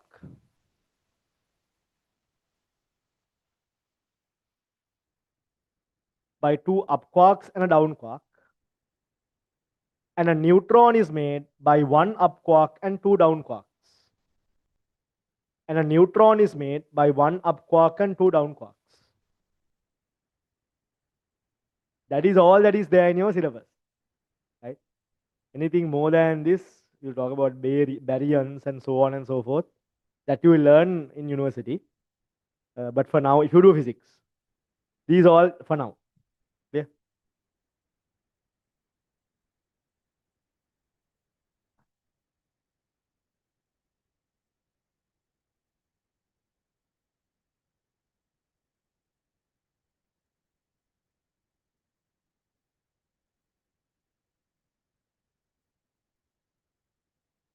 Okay, finished.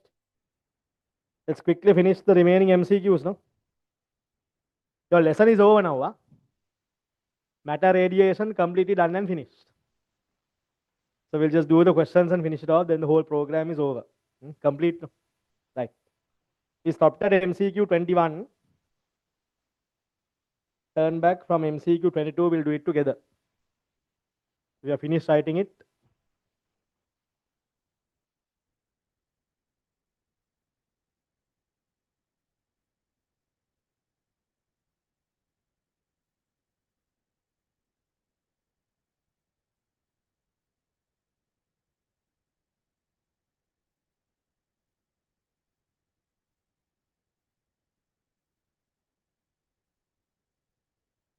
Right?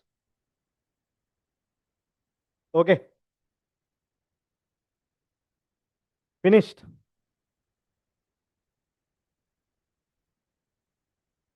Right.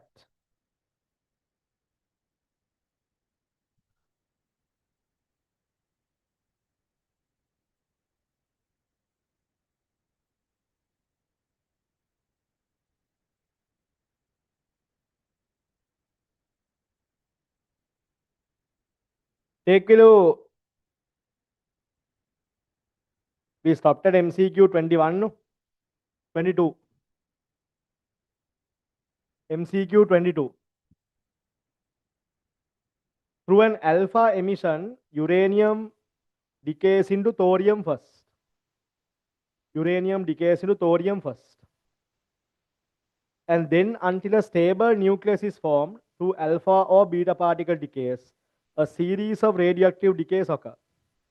Which of the following nucleus is the final result of a series of radioactive decays? So uranium 238 converts into thorium 234. So directly you can see it's an alpha particle. No? It's alpha decay. A series of decays occur until the final result of the series of radioactive decay is, so here decays continuously take place.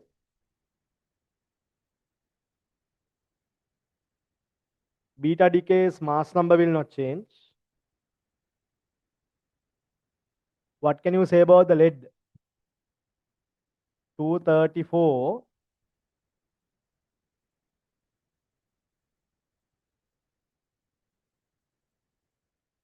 Let's see how many alpha.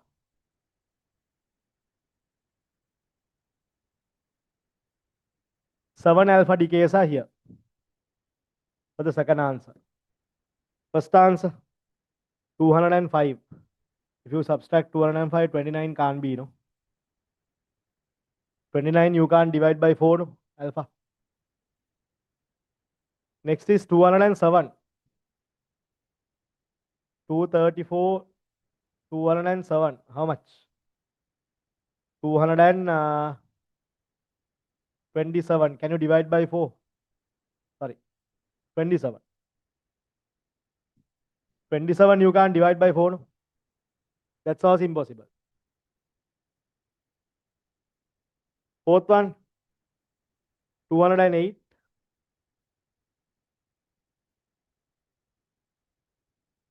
26 can you divide by 4? That is also impossible. 209. That also can't divide by 4. Only correct answer is answer 2. So alpha decays are there, no, can divide by 4. Right. 23. A slow neutron is absorbed by uranium in a fission process. What is the value of X? You all know X is 3. No need to calculate. You already know that. Done.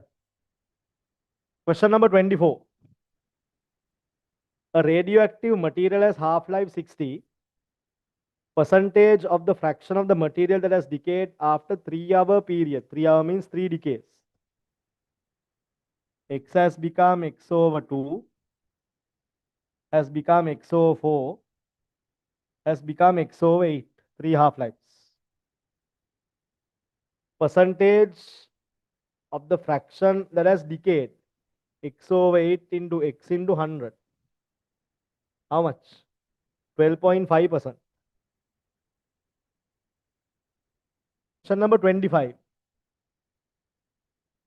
Following table shows the binding energy of some nuclei. Which is the most stable? Remember, near mass number 50 most stable. So 50, 60 means most stable. I think the one with the highest binding number should be more stable. Nickel, no? Nickel is more stable. 26.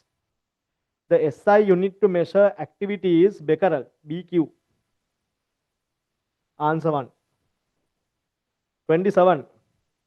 Radioactive element transformed to lead after emitting 8 alpha particles and 6 beta. Number of protons and neutrons in the emitted particle is, here, how many alpha particles? 8 alpha particles. How many beta particles? 6 beta particles. And from this we get lead, how much? 206, 82. So you can simplify this. 32, 206 plus 32, 238 is the mass number. What about the atomic number? 16.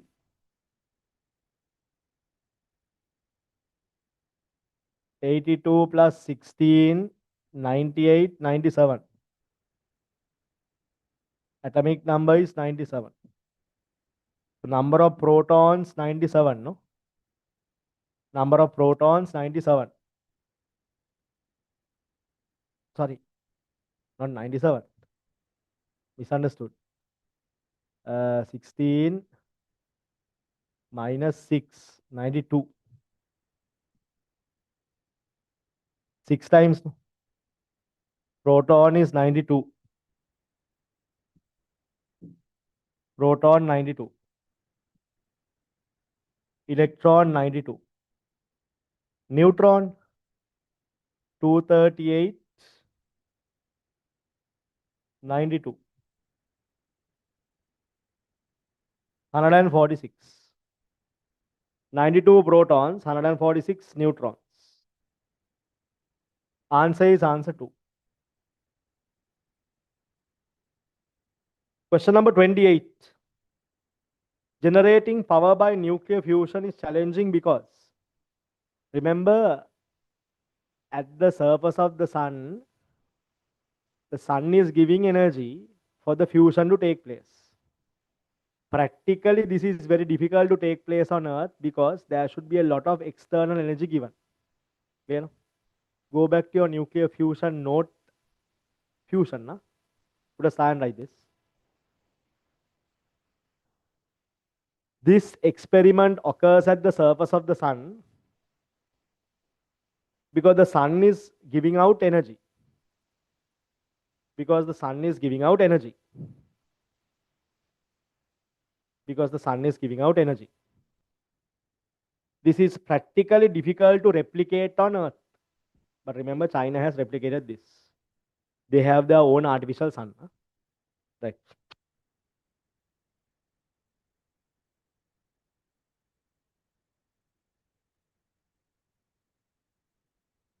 So 28th, answer number 5. Difficult to obtain the required conditions. 29. According to the evidence formed in particle physics, matter is composed of. So what is matter composed of? 6 quarks and 6 leptons. No? Yeah. 6 quarks and 6 leptons. These are matter particles. Antimatter is not there in your table. I didn't put. 6 quarks, 6 leptons. Check and see your answer. 6 quarks, 6 leptons, answer number 5.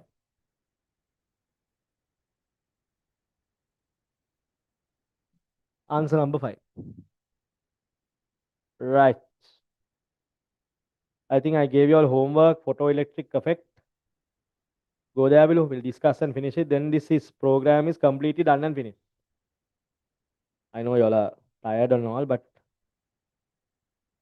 easily we can do. Right.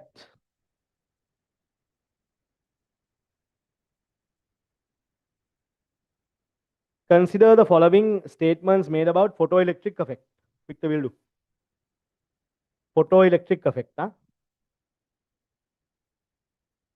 Photoelectric effect. Consider the following statements made about photoelectric effect. A.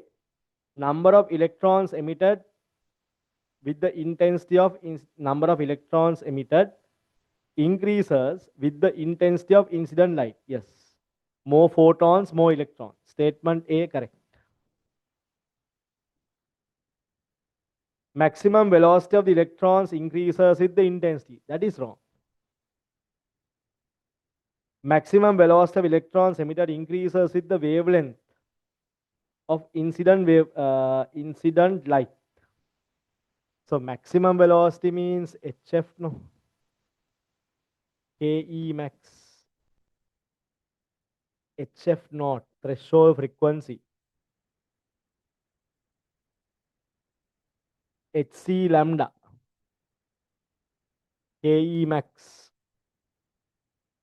HF naught. Lambda increases, HC over lambda reduces, Ke max also will reduce. Statement C is wrong, only A is correct. Only A is correct. Question number 2. A light beam is incident on a photosensitive surface. If the intensity of light beam is not changed, that means same intensity, which of the following graphs correctly represents the number of electrons emitted with the frequency? Remember, passing the threshold frequency, number of electrons emitted is constant. Why? Intensity is constant. Intensity is constant means number of electrons emitted is constant. Correct answer will be answer number 4. Done. Third MCQ. Electrons are emitted from a certain metal with monochromatic light of wavelength lambda. Kinetic energy of the emitted electrons is less than hc lambda. Right? No? Hc lambda minus phi is no Ke max.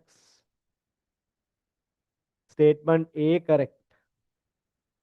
Statement B. Kinetic energy of the electrons emitted by the metal does not depend on the material of the metal. Depends on phi. Depends on the material. B wrong. Rate of emission of electrons depends on lambda. No, rate of emission of electrons depends on intensity.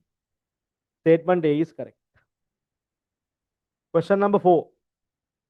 A monochromatic light beam of light falls on a photosensitive surface. And increase in the intensity, what? Intensity increases, more electrons are emitted. So increases the emission of electrons. Right. A metal plate is illuminated with a beam of light of certain frequency. Which of the following determines whether the electrons are emitted or not? Remember, electrons emitted or not depends on what? The threshold frequency. Your incident frequency should be greater than the threshold frequency. So correct answer there actually is type of metal. Type of metal. Sixth one. Which one of the following responses contains false information regarding photon and electrons? Right. Photons cannot travel at different speeds in a vacuum. In a vacuum, it travels at the speed of light. Okay. Can travel at different speeds. Okay. Photons have different energies. Yes, E equal HF. No. Electrons have different energies. Okay. Can be deflected by electric field. Photons can't. No charge. No. Can be deflected by electric and magnetic fields. Okay. Can behave as particles and waves. Yes. Photon means wave nature and particle nature both are there. Can behave as particles and waves. Fourth one is correct, of course. Can eject electrons from materials. Yes, photons can. Photoelectric effect. Can eject photons from materials. That's also correct. Which is false. Third one is false. We drew these graphs yesterday, day before. A photosensitive surface is illuminated separately by light intensities. Lambda 1 larger than lambda 2 larger than lambda 3 means F1 is smaller than F2 smaller than F3. Incident frequency is the highest. So if you consider voltage and current, stopping voltage is greatest in lambda 3. Others lambda 2, lambda 1 is here, much more smaller stopping voltages. Correct answer is answer 4. So greater the incident frequency, greater the stopping voltage. Intensity same means output current is same, right? Question number 8. Question number 8.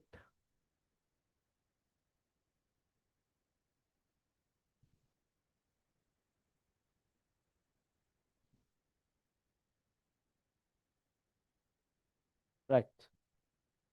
Question number 8. Calculation. Light is instant on a sodium surface. Work function given. Maximum kinetic energy emitted. HF equal pi plus KE max. H C over lambda. Pi plus KE max. Hc is electron volt per angstrom. Per angstrom. 12.4 10 to the power 3 electron volt angstrom divided by 5000 angstrom. Phi plus work function is given 2.28 plus KE max. Angstrom cancel off. 10 to the power 3, 10 to the power 3 cancel off. 2.48 minus 2.28 is your KE max. So your KE max will be how much? 0.2 electron volt. Question number 9. Consider the following statements made regarding photoelectric effect. Right? A. This effect can be explained assuming light as energy packets. Correct. For a given incident photomonochromatic light, the energy of the emitted electron does not depend on the material. Wrong. Depends on the material, depends on work function. Rate of emission of electrons depends on the intensity of the incident light. Correct. A and C correct. A and C correct.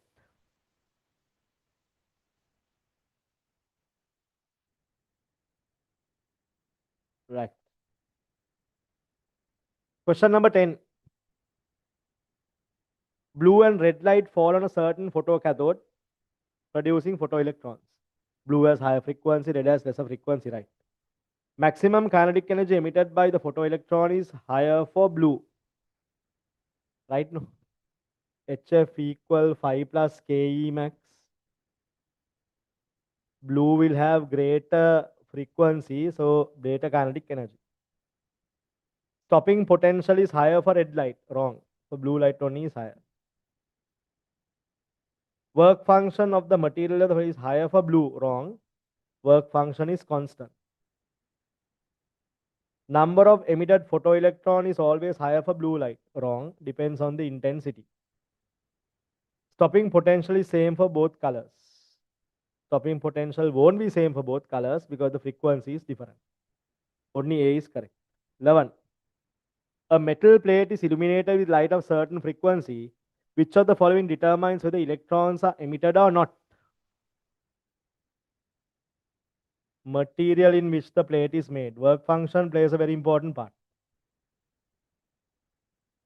A certain liquid has work function 2.2, Planck constant given. The liquid is exposed to white light wavelength that contributes the photoelectric effect is. So Hc over lambda work function plus Ke max. So just for the electrons to come to the surface,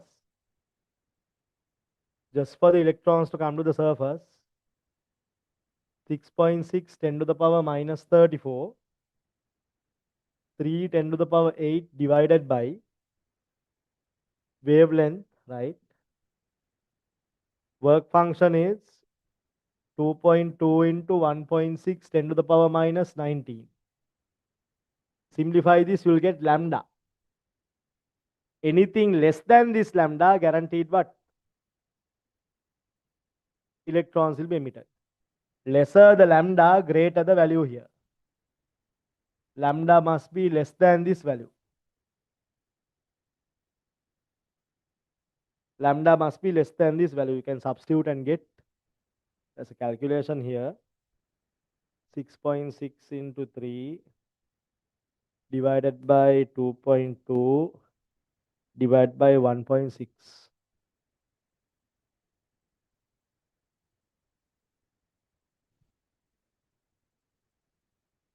10 to the power minus 26, 10 to the power positive 19.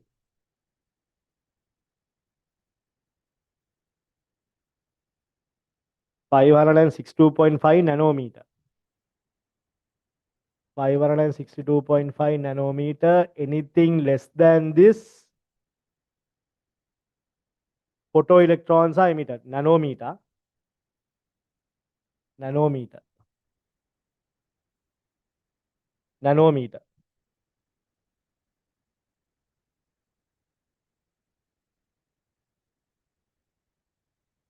Correct answer 1. Question number 13. Graph shows the variation of maximum kinetic energy with the frequency. What is the work function? The x-intercept is the work function. 6, 10 to the power 14 hertz. So HF naught.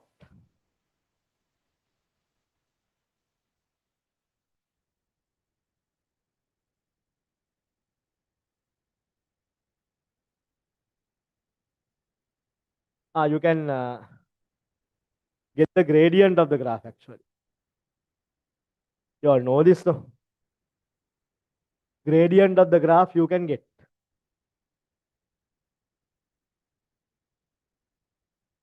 Extend this here. With a ruler, if you extend how much? 2.5 approximately. 2.5 electron volts.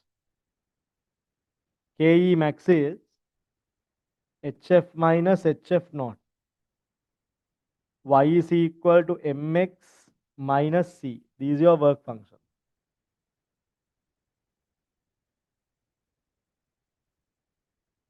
Question number 14. Electromagnetic radiation of frequency F is incident on a photosensitive surface of threshold frequency F naught. Which of the following is not true? No photons are emitted if F is less than F naught. Correct. F naught is a characteristic of the material. Correct. When F is larger than F naught, rate of emission of electrons increases as intensity of light increases. Correct. Stopping potential is directly proportional to F squared. Wrong. Stopping potential is independent of the intensity of the light of radiation. Correct. D is wrong. Question number 15. Work function to two metals are W1, W2. Okay. W1 is larger than W2. Okay. Work function is larger means y-intercept is larger. Okay. Understood. Two surfaces are A and B illuminated. Which of the following correctly represents the maximum kinetic energy emitted? So remember, kinetic energy with frequency, even here, gradient is F. So the one with the bigger one should come down. So W1 is here, W2 is there. W1, W2. This is A, this is B.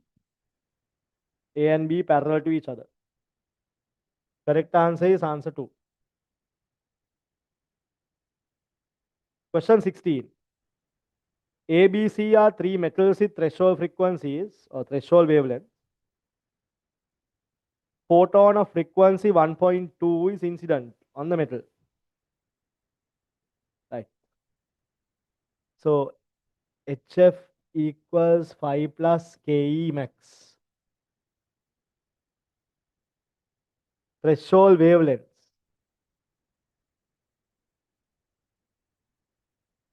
Hc over lambda. Ke max.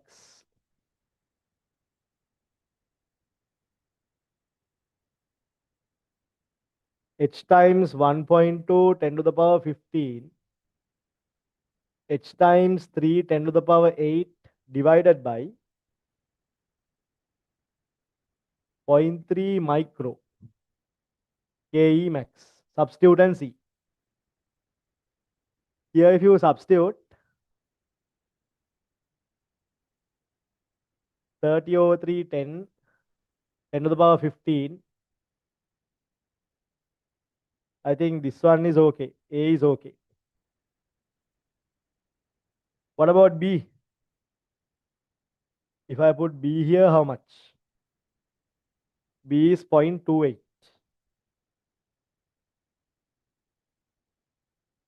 3 divided by 0.28.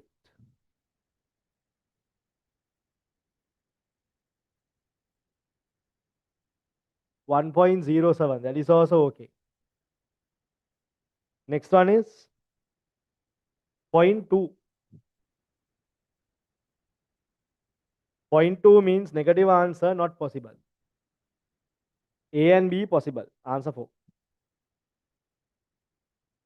Question 17.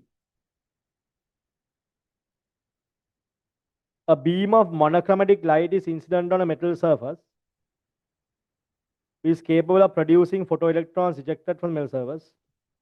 Reciprocal of the kinetic energy proportional to the work function.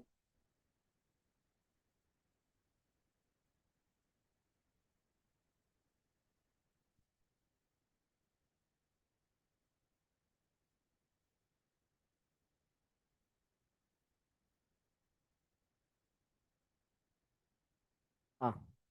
The number of photoelectrons emitted depends on number of photons hitting. 4. Right. We can go to the next page and then finish the last one.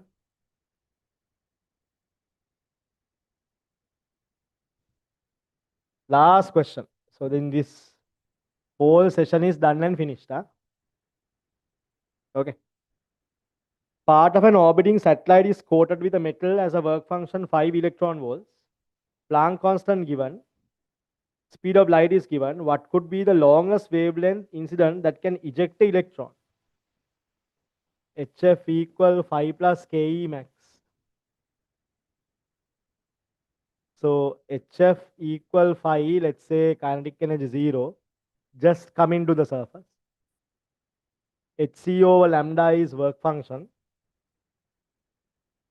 If I do the substitution, 5 electron volts here. Planck constant is 4.1, 10 to the power minus 15 electron volts. Speed of light 3, 10 to the power 8 meters per second.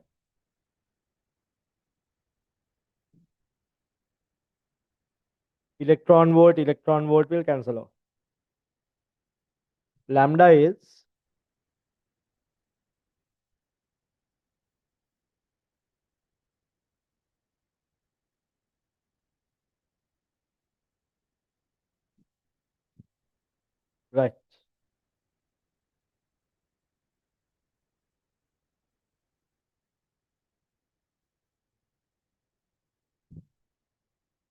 1.23 10 to the power minus 6 meter.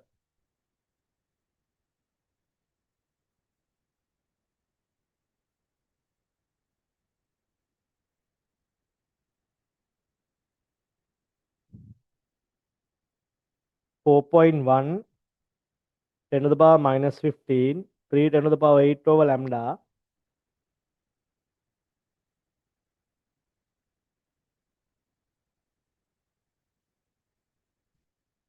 minus 7,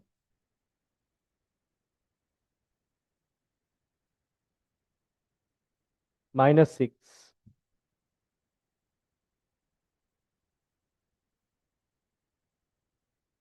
1230 nanometer. Lambda must be less than 1230 nanometer for photoelectrons to be emitted.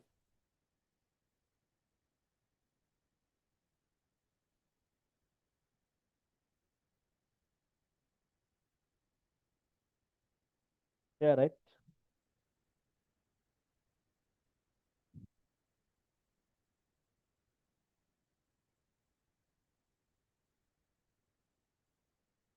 I didn't divide this by 5, no, sorry. I must divide this by 5. So I was wondering why the calculation is a bit too much. 3, 12, divide by 5, 10 to the power minus 7 lambda. 2.46 10 to the power minus 7 meter lambda.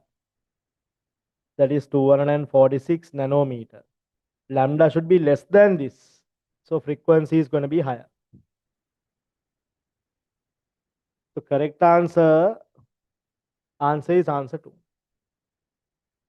Right? Okay. As promised, matter radiation completely done and finished. Okay, no?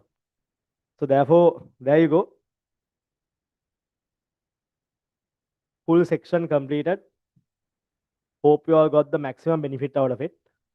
The ones who joined on both the sessions, did the homework, did the questions, did the examples on the board with me, that means now you have completed the section. You can see now you have solved all the problems, past paper problems given so far. Which means if you can solve a past paper MCQ means you have a good theory knowledge on that particular section. So slowly now you can start doing your past paper questions. You can join the past paper program and then do the past paper questions as well. Okay, no? Right then, enough for today. Keep studying, keep working, and wish you all the very best for your exams. Good night.